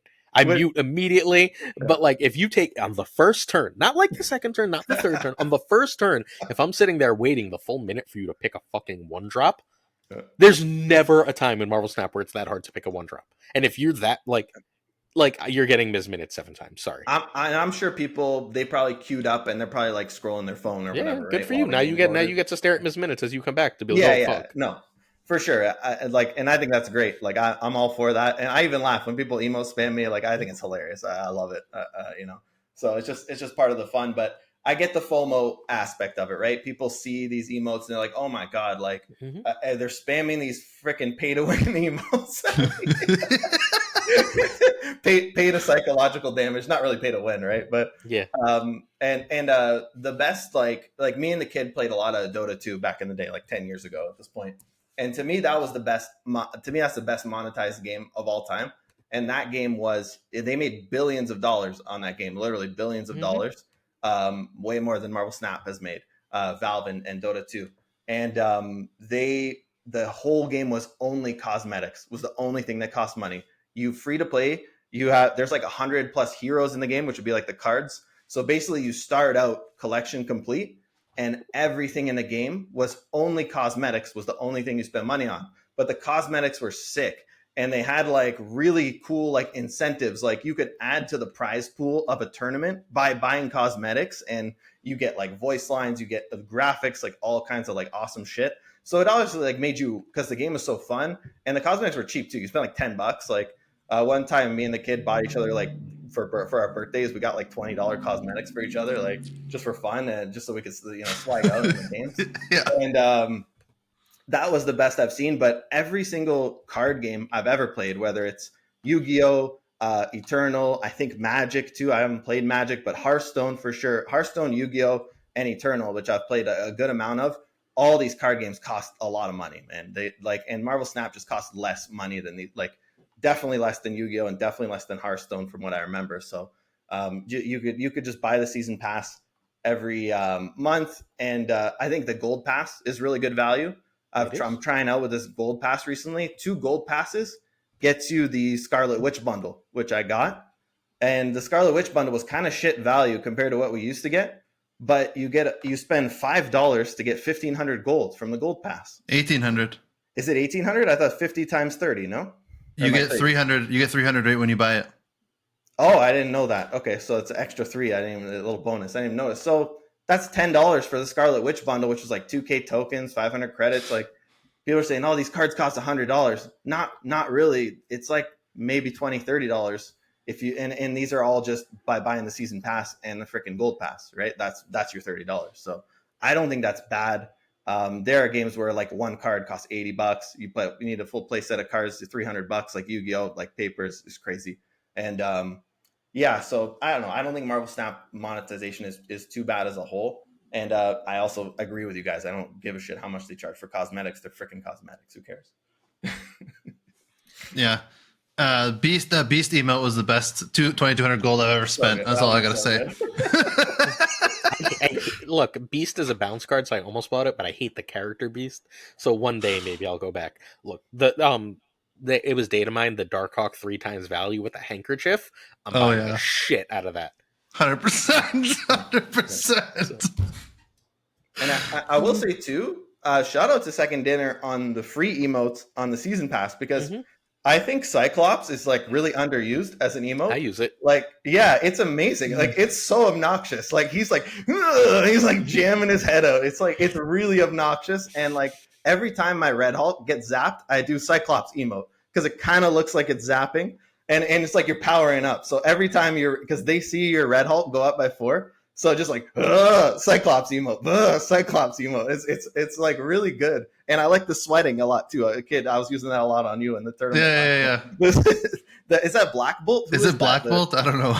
Yeah, he's like Glazer. Who's the character? He's wiping the sweat off his forehead. No, that's Red Guardian. Oh, that's Red Guardian. Okay, yeah, that one's awesome too. It's like, gee, I don't know, but then you kind of bluff with it, right? Like you do like a really strong play, but then do the, gee, I don't know, but really you got the nuts. It's great, man. So. We even got some free to, like literally like almost free season pass. Not free. You have to buy the season pass. Got to buy the season pass. Yeah. So look, $10 get a ton of value. It's a subscription model game at this point. Yeah. You're supposed to buy the season pass if you play. If you don't, you're just gonna fall like impossibly behind. Yeah, unless you're okay with just falling behind and playing with pool 2 shit, right? Which nothing wrong with that too. Yeah. Look, I watched a series 2-player beat Husky yesterday. Mm-hmm. He was like, "Oh fuck, I gotta run." Playing the Onslaught? Was he playing the Onslaught Claw deck? No. He was just playing like a regular old like Devil Dino Zoo bullshit, I think. And it was just like because he was playing Loki and like Loki and got like shit and was like, "Fuck, all right." Yeah, that's stuff will get you sometimes. Because then you see those decks, you're on the ladder, you're like, "Fuck, I just lose to Spectrum. I gotta get out of here." Like they're playing Spectrum. You're like, "Damn it." Silly bullshit, but sure. Yeah. But yeah. So, anyways, I hate the avatars. I don't really give a shit about avatars, to be honest with you. I wish it was just an emote shop, to be honest. And maybe have different levels of emotes. But yeah, I'll never buy the avatars. I don't care about them. But the emotes are hilarious. They're fun. I don't give a shit about the price. I think charge what you want for cosmetics, as long as they're not charging for progression in the game. And these cosmetics aren't, and they're hilarious. So the joy they bring me to spam them is worth the price of admission for me. So thank you. That's it. So that's that anyway. And then this is like the most underrated undertalk section. This is like one of my favorite things they did in the game. All right, this stop bonus saying this. Okay, there you go. You got to tell the audio listener. No, you're like, this is really good. I like this. So, and he's highlighting it, and the audio listener's like, "What shambles this?" There's a video on YouTube, and there's video on Spotify as well. But it's the bonus booster section. I love this section, man. They're just giving out free boosters out here. Now it's not like that section's not like a complete ripoff anymore. It's just like, I've had a bunch of cards that were like ultra, and then like I've had like 2 boosters for them, and I just get like 48 for free. It's awesome. I love it. I think it's so cool. Yeah, it's great. It's not useless. Yeah, for doing awesome, not useless things that don't really affect your bottom line. Let's go. It's so much better. If they're looking to improve it, I mean, I'd love if we get to choose the variant, right? Because don't they just I feel like half the time it's a default variant for me. Well, I think in the timeline they had, they're gonna have booster targeting eventually, but it's probably gonna be pay to win. That Yeah. I mean, again, it's cosmetics, not pay to win, but I think you'll be able to target it stuff, and it's probably gonna cost money. I just pulled up my shop. 2 of the 3 are default variants. It's like, all right, well, I'm not gonna, we're not doing Maybe that. you upgrade those. You don't get those default ones anymore. Let's get those splits, those inked up Exactly. default splits, baby. Yeah. So yeah, those are the main ones. Then there's like just the tap and hold thing, but who cares about that? Video effects, audio, visual effects. I love these every time they do a patch. I don't even read these because I like to treat myself in game to like, you play a random card, you're like, oh crap, there's a cool animation, so it's kind of great. yeah, I noticed one of these. The hood. Which one? Hazmat? The hood is the only one I've seen. Oh, the hood's I a saw cool Hazmat. one. I guess I saw Hazmat. She now farts. Yeah, it's great.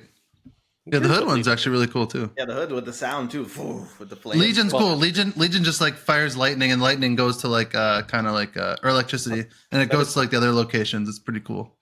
So I'm excited. I like the hood one a lot because I randomly pulled that hood variant where the thing that the demon pops out of is the background on the variant. So now sick. it feels like, so I'm really big on that now. Oh, like that's great. It changed what hood variant I use. I used to use the Noir. In the artwork. That's great. I think Darkhawk also has like wings now. Was that in this one? That was the last one. No, last one. Okay. Yeah. All right, let's talk about the balance updates. Let's get into this. Just Alioth. I know people actually I haven't seen people so pissed at a patch. Stupid. Other than this one. And I guess I was a little weirded out by the patch at first, but the more I'm playing it, the more I'm like, all right, I kind of get what they were doing. All right. Wait, can I say something? Because we need to like establish this. All right. So a take I've seen 500 times. I keep hearing, like, I'm going to specifically say KM says this all the time. And it drives me fucking crazy. People like hate Alioth, and people kept calling for ZABU's Nerf, and now they get him, and people are complaining. Like, I don't know if you know this, but those are different fucking people. Yeah? Like, did you know that like different people can loudly have opinions on social media? Like, the same people that were like, I hate Alioth, aren't the same people complaining that Alioth was nerfed. The same people who are like, nerf ZABU for 6 months aren't the same people crying that ZABU got nerfed, right? Like, these are different groups of people with different perspectives, and like it fucking keeps happening. People keep being like, people keep asking for this, and they get it, and they're mad. I'm like, no, there is no fucking collective people. These are different people with different perspectives. What, like, why can't we fathom this very simple concept that, like, unless it's the same fucking Twitter account, those are different human beings. Yeah. No, the people that want to ZABU Nerf are really happy right now. Like, I don't get it. Their mouth shut. Yeah, they're not tweeting angrily because they just got what they wanted. So you're not seeing them talk about it. Yeah. I love it. That's so true. That's a good point. It's true though.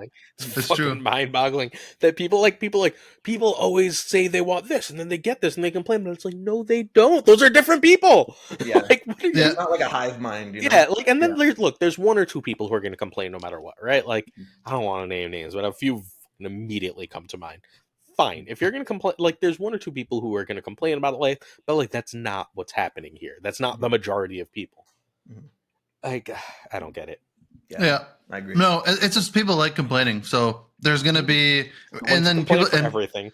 Yeah, there's going to be any change anywhere is going to be filled with complaints everywhere because people like sharing their complaints, and misery loves company, right? So they want to find the other people who are, and you're right, it's different groups of people for the most part. If there's one person or two people complaining about everything, then, I don't know, find God. Yeah, but that's like Boy Who Cried Wolf, right? That's just Boy Who Cried Wolf. They just complain about everything and nobody cares, right? That's how some people make their content, right? It's like, second dinner ruining everything every day. And it's like, all right, calm your ass down. Like second dinner makes decisions I agree with. Second dinner makes decisions I don't agree with. Sometimes I'm really mad at the decisions I don't agree with. You know what I don't get mad at anymore, though? Balanced decisions. Who fucking cares anymore? In either this Thursday or next Thursday, we will get 7 new balance changes that will completely shake up everything we thought we knew. Nothing exists long enough in balance. Like, sometimes, like, when Thanos existed for 3 fucking straight months, I was annoyed. But like changing nothing really matters, because in a few weeks, everything's going to be different. Just enjoy the ride, play what you got. Yeah, Yeah. but I will say though, I do care, but like in a good way. Like, Yeah. I love these OTA changes, Me man. too. I look forward to it every week. It's like, Thursday's coming around. It's like Christmas, man. I love this shit. And to your point, just this patched overall, maybe this is the disappointment because the last OTA was an absolute banger, and I thought they just crushed it on almost every single change. Nerfs and buffs were just all unreal on the last OTA. It was like just 6 really cool changes and like impactful. They hit Thanos, but they buff Angela, and even the Crossbones buff was like awesome, like just a really really cool shit in the last one. And then tone down discard a little bit along with Thanos, like just really smart, cool OTAs. And then this one's just is really strange, kind of right. Like I'm puzzled by most of these changes. There's really only one that I'm like, this is the shit. But the rest of these, I'm like, okay, it's interesting that they did it this way. So yeah, I guess we should get into it. I mean, look. All right, can I do Alioth? Yeah. Let me say one thing just to preface everything is that this is a patch, not an OTA. So these changes are locked in about a month ago. So they made all these patch changes about a month ago. So if you look at it in that kind of context, that's kind of the lens we have to look at this. Not an OTA. It's not like they react to the meta. This was done over a month ago. They have to lock in for like the App Store and all the bullshit. Go ahead and do Alioth. Go ahead, Glazer. He's more fun. He's more balanced. He doesn't invalidate turns. You now have to make real decisions instead of just saying, "Ooh, I have this and priority. Bye." He's a better card now. I think he still needs some tweaking. He either needs to be a 6'10" or like a 5'8", 5'7". But either way, this is like a healthy card. I think this is like the design Leech should have had. This is perfect. I like the design. The idea of what the card does is perfect. Figuring out the numbers still needs a little bit of time. Yeah, and we'll say the change. But first, he was a 6'2" on reveal, destroy all unrevealed enemy cards. Now he's a 6'8" with an on reveal. Remove the text from all unrevealed enemy cards here. No big deal. What do you got to say? Yeah, well, this is, I mean, definitely like a feels bad change, right? Regardless of win rates. They've been doing this a lot. They did it to Galactus, who didn't have that crazy of a win rate at the time where they kind of nuked him, and they just did it recently to Leech. I thought the old Leech was fine, honestly. The 5/3, but like you had to wait till turn 5. I thought it was fine. It was kind of already getting dropped from most Thanos lists at the time where he got changed. But I get it. People want to have fun. It's a game. Let's have fun playing the game. And people did not have fun playing against old Alioth. So it doesn't matter what you do to the numbers. If your whole lane gets deleted, you don't even get to see what the hell happens in the game. That is a bad feeling, and you don't want to feel bad when you play the game. So I think that's why they did the change. I think it's an interesting way to go about it. I like Glazer's idea of going to 5 cost if they're going to do this, because I think at 5 it's a really interesting card. I think as a 6/8, it's right into the Red Hulk meta. It feels like just a little bit like I'm not going to play Alioth while Red Hulk's doing what he's doing right now. Personally, people are having a lot of success with it.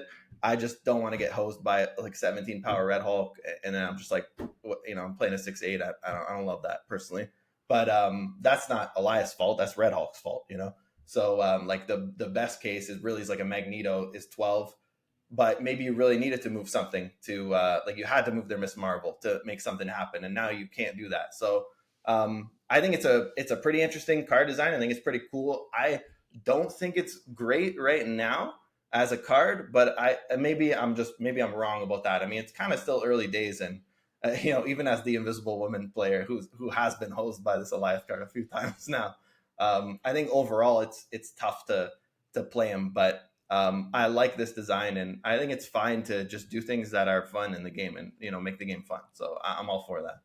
Yeah, I will say that I was a little bit upset at first with this change because I kind of liked old Alioth. I liked erasing my opponent's cards because I'm a sick bastard like that.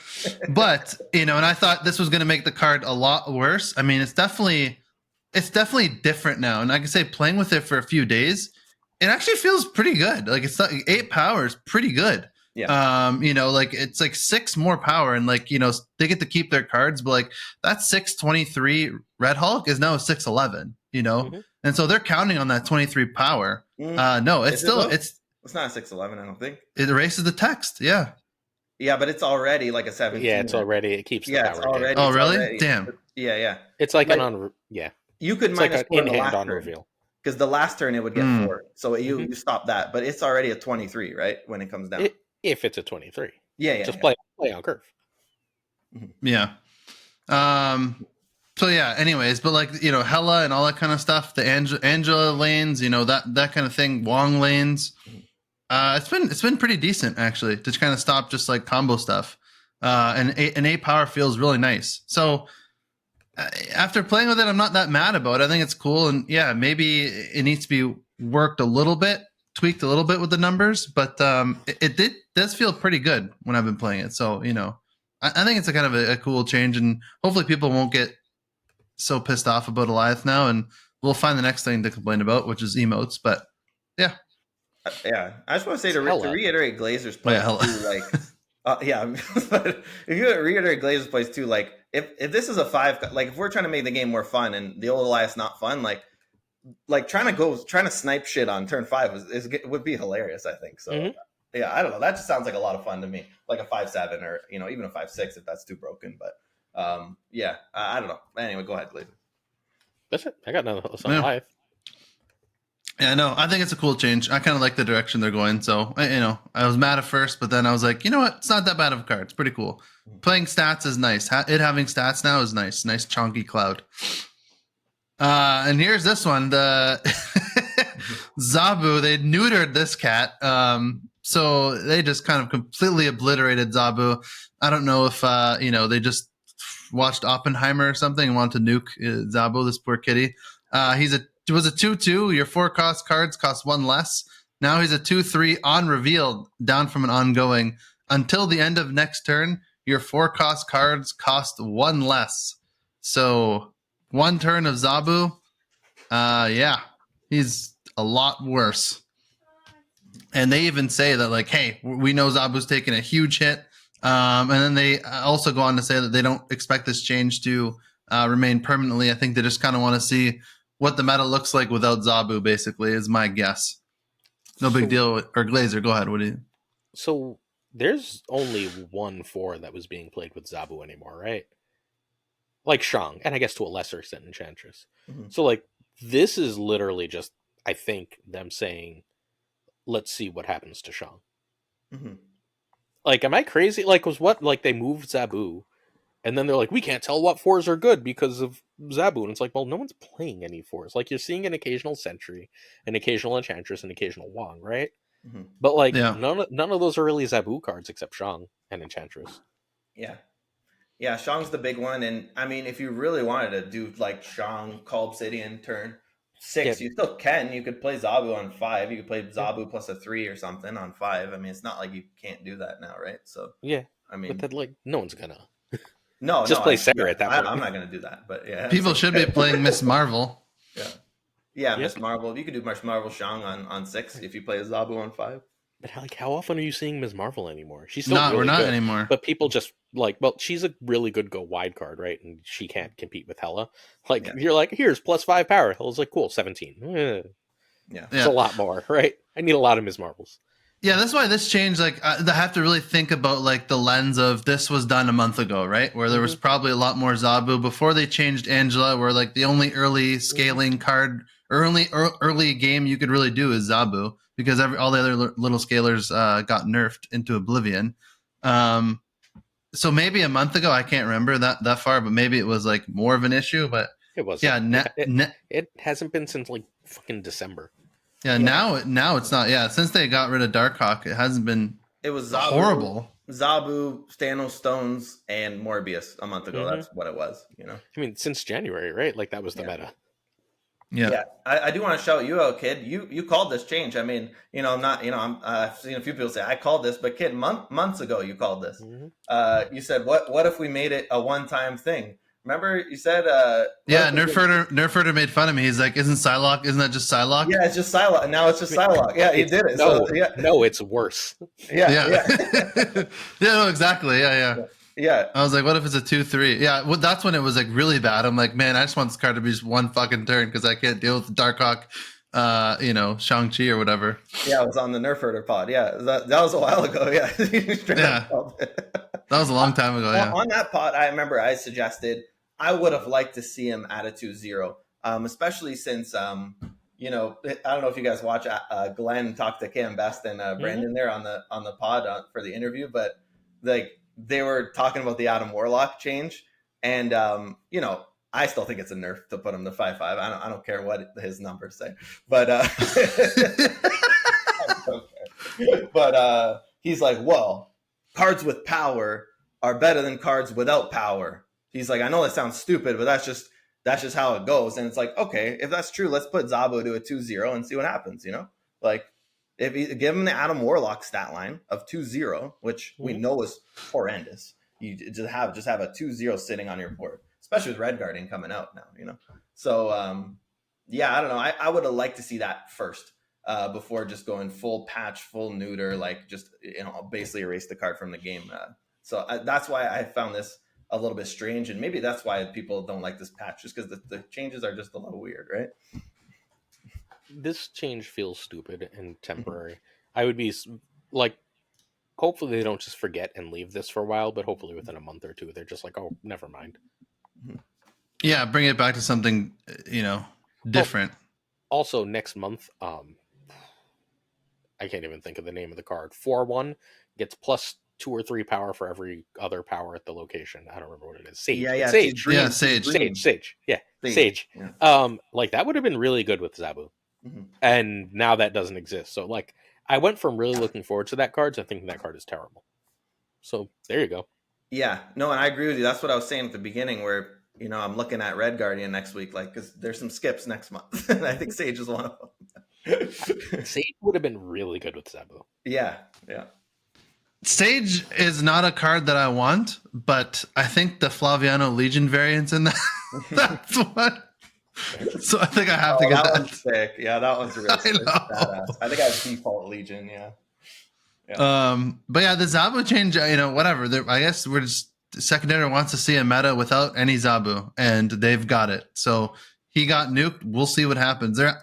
And I haven't really seen that much ZABU. I think I saw one ZABU played after this nerf, but I really wasn't seeing that much, to Glazer's point. Before that, there wasn't too many ZABU decks out there. But I would say there's probably more than Ravona, and now I think Ravona's I think Ravona's just a better card now, right? Yeah. So like, you want to know the dumb thing I did? I tried to rogue the first ZABU I saw after the patch. Oh yeah. Nice. Well, that's just muscle memory. Yeah. No thought. I'm doing like 5 things, watching TV, and I'm just like, oh fuck, what? Like nothing happened. Like, oh, Jesus. That was just like me trying to Shang-Chi 9 power things after the Shang-Chi for weeks. There was, what was it? Something was a 6/9 yesterday, and someone was like, why don't you just Shang it? And then the second after I typed it, I was like, never mind. That's we've all been there. It's like the muscle memory. Like, yes. That's great. But yeah, I mean, this one's a head scratcher, but you know, because ZABU is just not an issue. I don't think it hasn't been for a while. So wait, I got a Shang point. I'm gonna victory lap on your podcast. Sorry. When Shang changed from 9 to 10, I was like, that's not gonna affect the game. We are still fucking altering the numbers of every card in the game to like balance out that 1 point of Shang change. You think all these 3/5s we're getting are an accident? That's like all the result of the Shang change changing the entire math of the game. Like the entire math of the game has changed from 1 point of Shang matter. Yeah, it's kind of great actually, because it gives them more design space, and you know, so I like it. Except that, like, I don't hate it, except that everything is still screwed up, and like, there's cards that are just completely unplayable now because they haven't gotten their extra, like 1 to 2 points of power. Oh yeah, a lot of cards. There's a lot of cards like that. Yeah, we're talking about that a lot on here. Yeah, like at least Heimdall got one. That was nice. Yeah, eventually they're slowly making their way through Crossbones and Heimdall just got some love, and I mean, there's a lot of guys out there, but Punisher, Captain America, Quicksilver, Domino, Groot, Drax. There's so many like that really need like just literally just give them 2 power. Like, what are we doing? You know. Hopefully, eventually they will. Yeah. Sure. Yeah. Another. Here's the next change here. Sandman, 5/4 ongoing. Players can only play 1 card per turn. That was the old Sandman. New Sandman, 5/7 on reveal. Players can only play 1 card next turn. So it's an on reveal again, getting rid of the ongoing, but gave him a little more stats. He's more beefy. What do you guys think?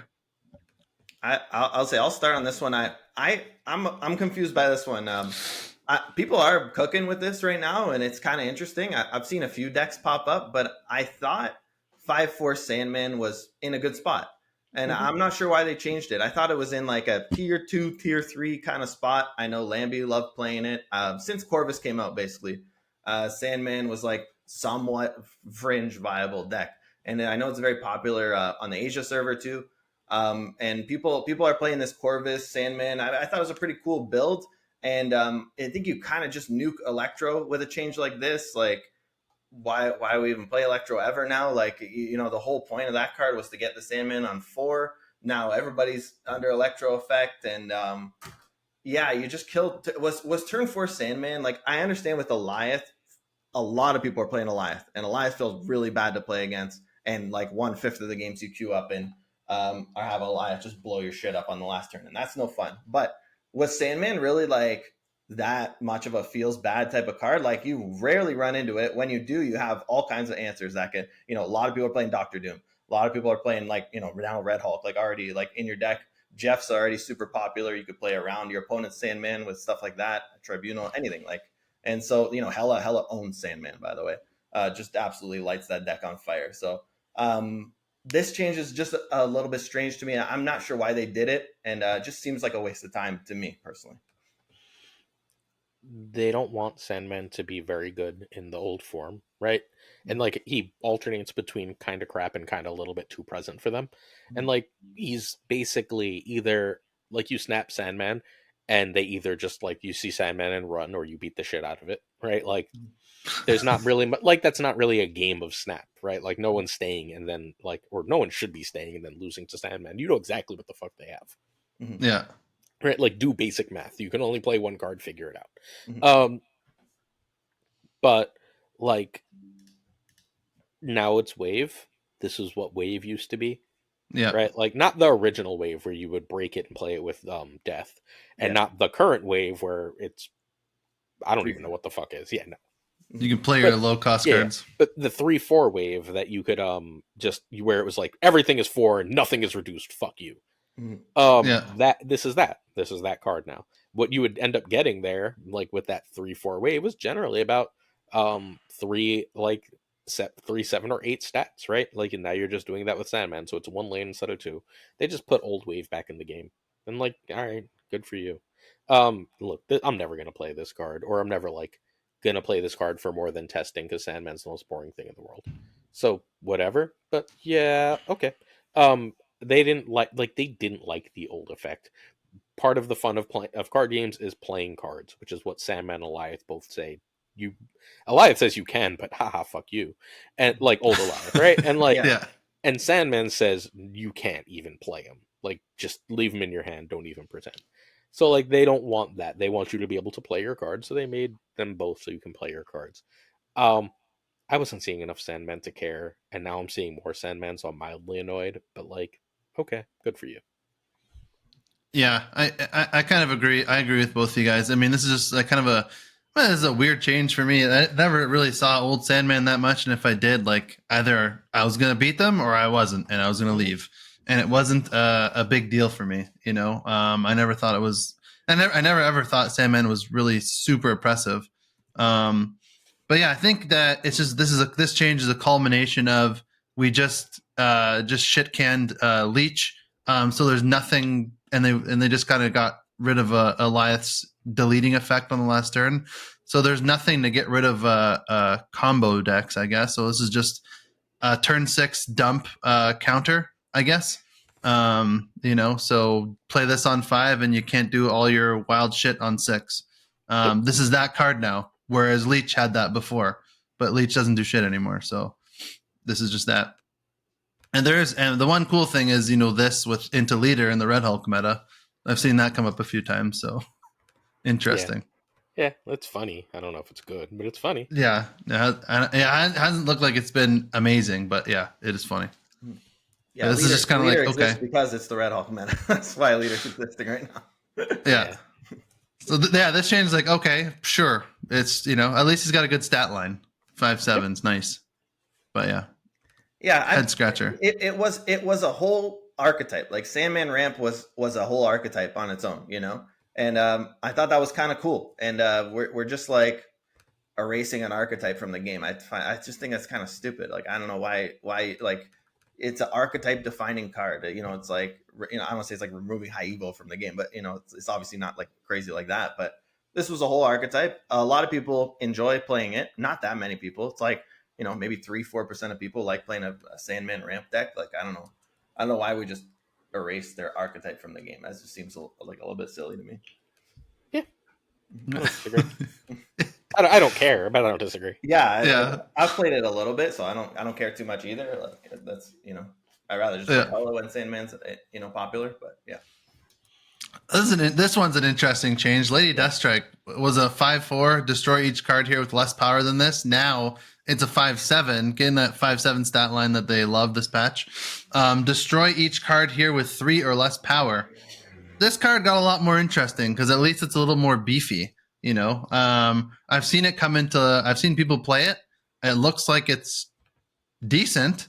I haven't tested it a ton myself. I played a little bit of it.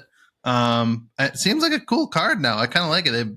They're trying to make it a little bit better. You know, just the fact that it has 7 stats is good, 7 power. And you could, you know, nail some stuff with this. So it's pretty cool. I like this change. I don't know if it's going to make it relevant, but I like it. Go ahead, Glaze. Go ahead. Oh, it's the same card, except now it has 3 more stats. 3 more stats is a lot. Mm-hmm. I like it. Yeah, true. I don't think like boosting her up like crazy in Destroy was coming up too much, especially since they nerfed Forge to 2 costs. It's a lot more awkward. You know, you'd have to finish your turn 4 with a Forge to hit your Lady Deathstrike at a 5/4 to then blow up, say like your 4 power Deadpool, right? And a lot of time now, like this is gonna miss Deadpool, and you still hit your X23, so you can play it in Destroy to play it on top of your X23. You can't control where that goes. And LDS was already kind of getting cut from that. And I still don't think she makes the Destroy list even after a change like this. But maybe, I mean, you can consider it. But you're probably just always missing Deadpool, at least sometime before you were hitting your Deadpool too. So, yeah, I mean, it's good that they buffed this card, honestly. I've seen, like, I think like Hooglin was playing her with Pixie or something like that. Looked like a kind of an interesting build. But yeah, I mean, we'll see. We'll see if she does something. I've seen people mess around with her. I haven't tried playing with her at all. I played her in a NUKED deck. I think she's good in a Nihilist decks now because she gives you an extra way to get rid of your void. Yeah, she's a good card. Is she like broken? No, but she's a good card. I'm fine with them making her a good card from an unplayed card. Yeah, exactly. Yeah, Revis had a cool deck too. Revis made a cool deck with like with the Annihilus stuff. So it's very interesting. I love it. I do think it's worth pointing out that Lady Deathstrike got a massive nerf on this patch if you scroll up and you read the part that says Zabu, because, you know, really nice to hit the Zabu, you know, before, and now nobody's playing Zabu. So, like if you could erase their Zabu before they could Shang Miss Marvel you or Shang Call Obsidian, whatever bullshit they were going to do, drop a bunch of 4s on you on the last turn. Zabu was kind of a prime target for this card, and now Zabu doesn't exist. Same, this is what I'm saying with Red Guardian too. It's going to be the same thing where I was really excited to pick up Red Guardian because I'm just going to freaking ping Zabu every game. It's going to be great. Make him a 2/0 that does nothing. That's awesome. Now there's no Zabu, so she did get nerfed there. So maybe that's why like we're not feeling her into the meta. Like whereas, you know, Zabu's at least a reliable target you're going to see in half your games before the Zabu change, and that's not in the game anymore. Yeah. I like it. Mm-hmm. It's a strong guy. They buffed this guy again. So he was a 3/3 ongoing if your hand is empty, plus 6 power. Now he's ongoing. He's a 3/3 still, ongoing, plus 6 power if your hand has 1 or fewer cards. So a nice little buff for him. You still have one card left in your hand, and he becomes a 3/9. He might be a decent card in some decks now. You know, he might be an include. I love this change. Yeah, there's like he's perfectly good in discard, right? Yeah. Like, is he just better than Dakin? I cut him for Dakin personally. Yeah, he's similar to Dakin in terms of quality, right? Like Dakin gives you an extra card in hand for Collector and an extra card to discard, which is extra power for Mobius. Yeah, And now Meek. And Meek. So now Dakin is giving you slightly more power, right? Mhm. But like, is he significantly worse? No. And then there's times you get that stupid shard stuck in your hand and he did nothing, right? So Yeah. like, I don't know. I'm very okay with him existing in exactly this form. Like, I think this is really good. It's really healthy. It goes in some zoo shit too. If Dracula Dump ever exists again, it'll go in that. Like, it's a good change. They took a card that was like useless and made it good. Now let's do the same for Orca. Yeah, Yes. like the Orca, one of the many many cards on that list. But yeah, no, I love this change. I mean, this is a real card now. And kid, remember like months ago we did top 10 worst cards in the game. I think you had Strong Guy at one. Right? Yeah. Yeah. That was horrible. Just out of pure emotion, right? Like it's so stupid what they had him at. And this is a real card now. I mean, there's no like. Well, okay, Mockingbird is the 3/9 in the game right now. So there's Mockingbird, but we know Mockingbird's a broken ass card. So hopefully they change her at some point. But I don't think Strong Guy's going to get like nerfed from here, obviously, right? So I think it's a great spot for Strong Guy. Like Gladiator is a 3/8 with downside. You know, you could play like Zemo might be like a 3/7 on average, and these are kind of your big. Sebastian Shaw could get really big, obviously in a surfer list, but these are kind of your big tall 3 drops that can go in a lane. And I think Strong Guy is now finally for once a relatively easy condition to meet. No, depending on your deck, of course. But like you're building your deck around it. It's not hard to get this to a 3/9, and just a 3/9 is really good. As we see with the card Mockingbird, which is easily a 3/9, right? Mm-hmm. Yeah, and then can't be Shang-Chi'd, so you got that 9 power. It's great. Yeah, I like this change. Finally, I'm excited to see where this goes if he slots into decks. I haven't seen too much Strong Guy, to be honest with you, in the meta. Maybe because 3/9 doesn't beat 50 power lanes from Hela, but Strong Guy will have his day. I think he's going to be an include in some decks because like a 3/9 stats are really really good, and having 1 card left in your hand is not that hard of a restriction. Having 0 is really hard. So Yeah. like having 0 sucks. But having 1, like you can get to 1, especially in like the Dracula dump decks, like you can get to 1 pretty nicely. So I like it. Yeah, go ahead, please. Just like I wish they did this with more cards. Figure out how to make the card like solid. Yeah, like decent. They don't have to be broken. Just make them like, okay, I might want to be able to slot this in a deck. So well, exactly. This is why like Glazer, like this is why I care about the OTAs and the balances, because like I come on here and like rant every week when they do these bullshit side grades, like they do like Hulkbuster and Mantis and Viper, the old Cable, like they changed Cable a couple times. Like all of these could just be shit like this, right? Like instead of wasting your time side grading a card that nobody fucking plays, and you take a Watu and you put a Watu from a They 1 made Cable pretty fucking good. No, before though. Remember before the first Cable change. They made him a 3/4. Yeah, which was a joke. Like I was losing my mind on that one when they put him to a 3/4. It was already like borderline playable. Yeah, I love Cable now. It's great, but it took them a while to get there. And like a Watu, like these changes, like they're just wasting their time side grading cards. Like, oh, let's try them like this. No, how about you like let's put Quicksilver to a 1/4 and see what happens. Like I don't know, like let's do some shit like that. Or like make Strong Guy a playable card, make Crossbones a playable card, make Sabretooth a playable card. Like these changes are awesome.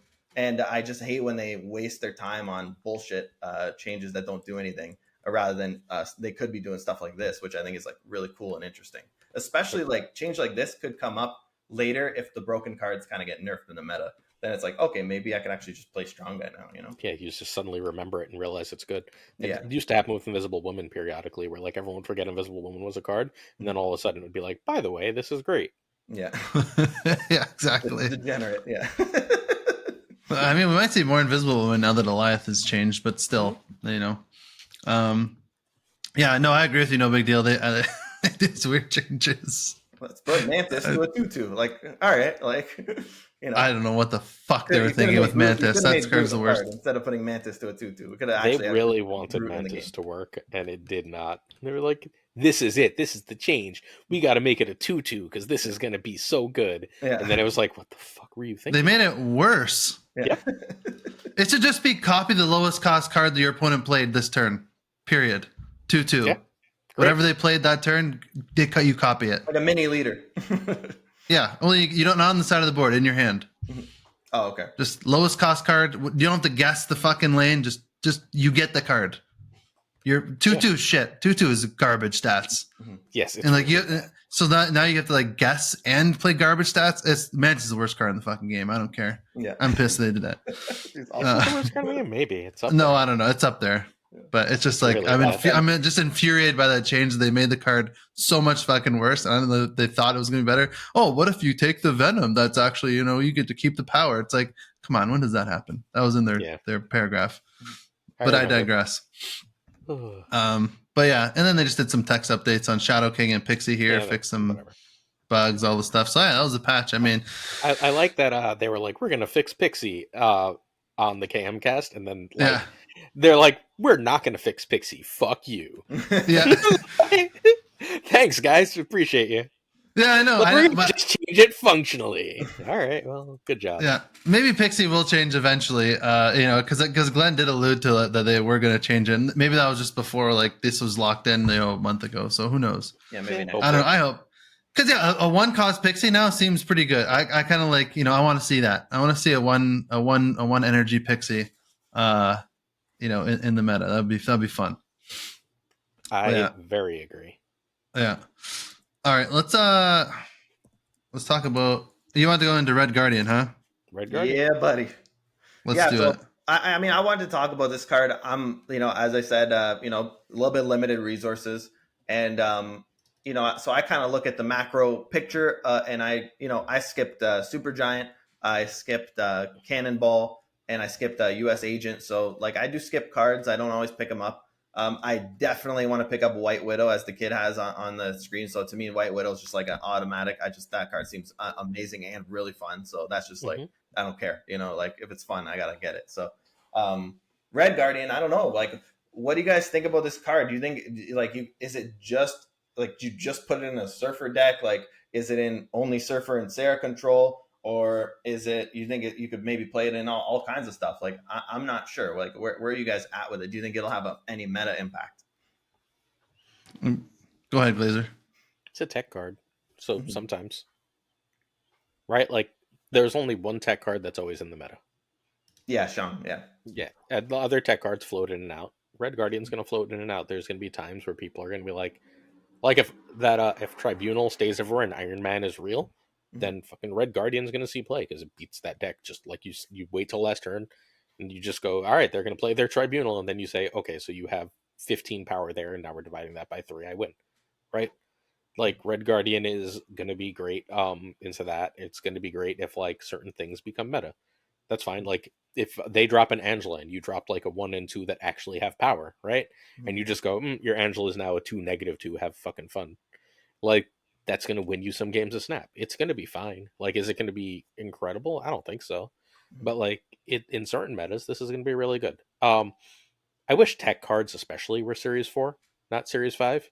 Yeah. Like, as much as like it'd be nice if USAgent was a Series 4, right? Like, I don't think it's gonna see much more play anyway. Like, Margaret didn't see play, it was Series 4. Like, tech card should really be Series 4 and Series 3 as soon as possible. Like, get Echo down to Series 3 so people Mobius was a 4, right? Yeah. It's a 4. It's a 4, yeah. Yeah. Came out. But like these cards need to be Series 3 as soon as possible. I'm like a big believer on getting tech cards into people's hands. This way, even if you don't have the most powerful busted thing, you can still compete. So I think that like it'd be good for Red Guardian to start lower. But like, is it going to be like broken? Is it going to be amazing? I would assume not. But like, there will be metas where you will have it and be like, oh, I get to win a lot of games that nothing else would win for me. Yeah, that seems like a really good, intelligent assessment of the card. I didn't even think of that. You play this into an Angela lane. There's no bad hits. You either hit Angela, you hit Kitty, or you hit Hope Summers. Like, these are all phenomenal hits. Yeah. If Kitty doesn't have her ability, she doesn't jump back. She's gonna sit there like an idiot. Hope Summers doesn't ramp for you. Like, because say the Angela's like a 2/6, right? Or Angela's 2/4, so it 50/50s and hits the Hope. Now they can't ramp. Like, and the Hope's a 3/2 now. Like, that's pretty sick. Like, so yeah, I guess just playing it into an Angela lane, it does like just whatever. Even if you don't have prio, like, fuck it, let's see what happens. It sounds kind of good. Agreed. Yeah, I mean, Yeah, so he's a 3/3 on reveal. Afflict the lowest power enemy card here with -2 power and remove its text. They used to not have the -2 power. Yeah. But now he was at 3/4. Yeah. Yeah. So it's 1 extra power. Yeah, I think this card's gonna be like Glazer said, like I don't think it's gonna be broken, put him in every deck, but he's gonna be a nice tech card that you just would be not mad to play. You know, you can really ruin a lot of game plans, especially with Hope Summers, Angela, that kind of stuff. Invisible Woman, you know, that just, you know, destroys that lane. Morbius in discard players, right? Dracula for discard players. Collector. Yeah. And any collector deck. Yeah. So no, he doesn't. I don't think he really does much for Hela, but Invisible Woman if they're playing in the that version. In that version only, yeah. Yeah. So he's not good against Hela, so he's probably not going to see a shit ton, and like he's not good against Thanos, right? But like most other decks that are doing anything fair have to deal with his bullshit.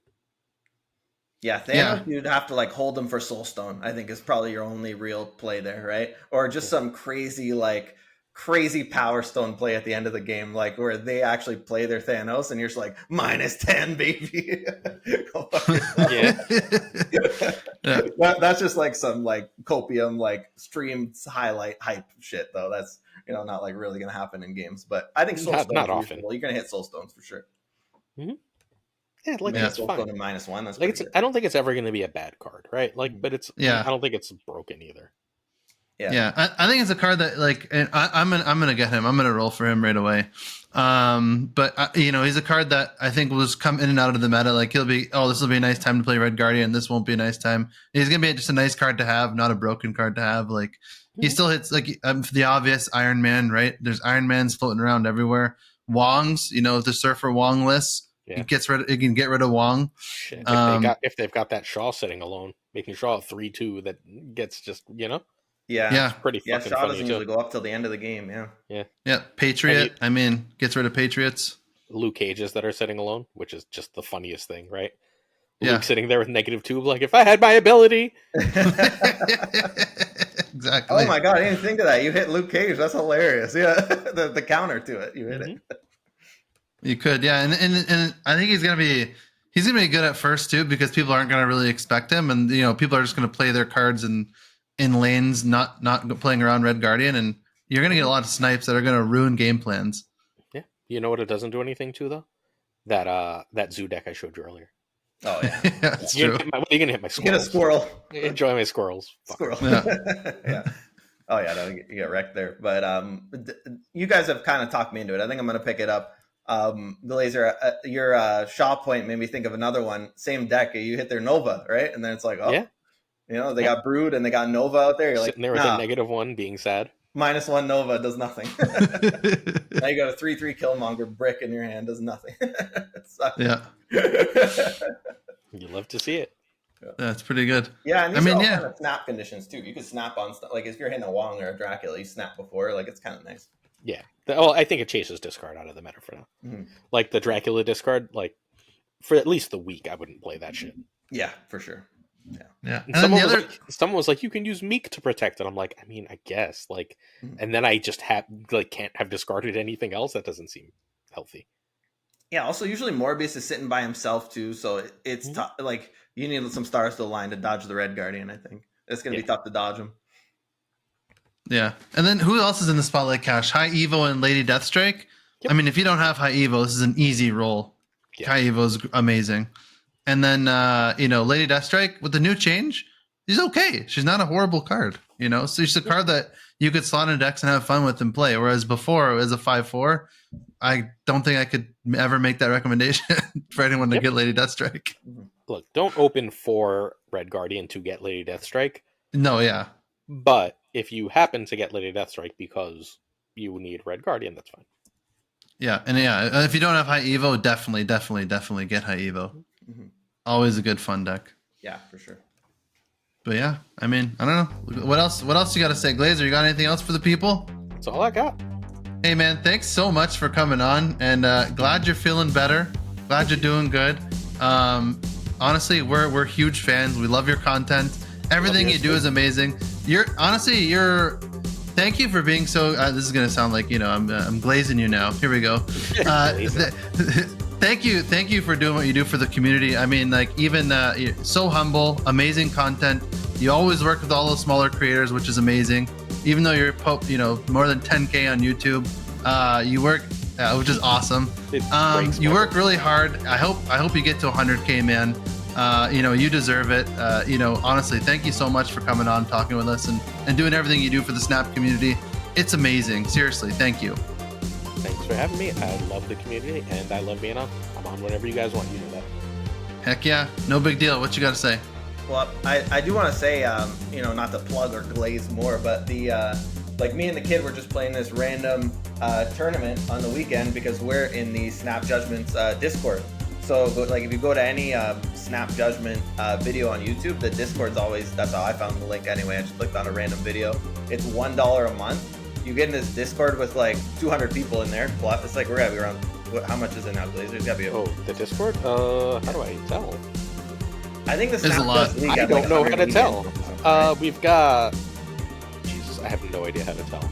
Lots. Oh, I'm in the. Let's go to the general thing, and that should be able to pretend I know how to use Discord. Yeah, I don't know how to use Discord either. Yeah. I'm a boomer. It's pretty sick because like a lot. Wow, fucking like 500. We've got 330 offline, and then 25 there. Yeah, let's say 400. Yeah, so around 400 people in there, and there's filthy casuals like us, there's content creators, really cool streamers, but there's also like Revis is in there, Gnome's in there, Lambie's in there, like the really good players in there too, and there's tournaments where like you could just like play against these guys, and it's really sick, like experience to play against like top players in Conquest. Like I found that really cool anyway. This is something we were doing last night, and this is all for $1 a month, and you obviously support a good cause where Glazer's out here grinding, putting out like 10 decks a day on his YouTube. I've got so many like, decks right now. You have no idea. Yeah, no idea. I mean, he's absolutely crushing it. So I mean, you support that, which I think deserves it. And so I mean, check it out. Like, get in the Discord if you guys are new to. I'm not big like Twitter, Discord, like online, any social media in general kind of guy. But I really enjoy this Discord specifically. I don't really go to any other ones. So it's great. Check it out. And Glazer, you're the man. Thanks for coming on. And I wish you a speedy recovery from the surgery. Absolutely my pleasure. I'm gonna go get some lunch. See you. Heck yeah. Catch y'all later. And one more special shout out to Gunny T as well for running the tournaments and everything and doing everything with Top Deck. Gunny T, you're the man, bro. We love you. With that, thanks everyone. Peace. Bye.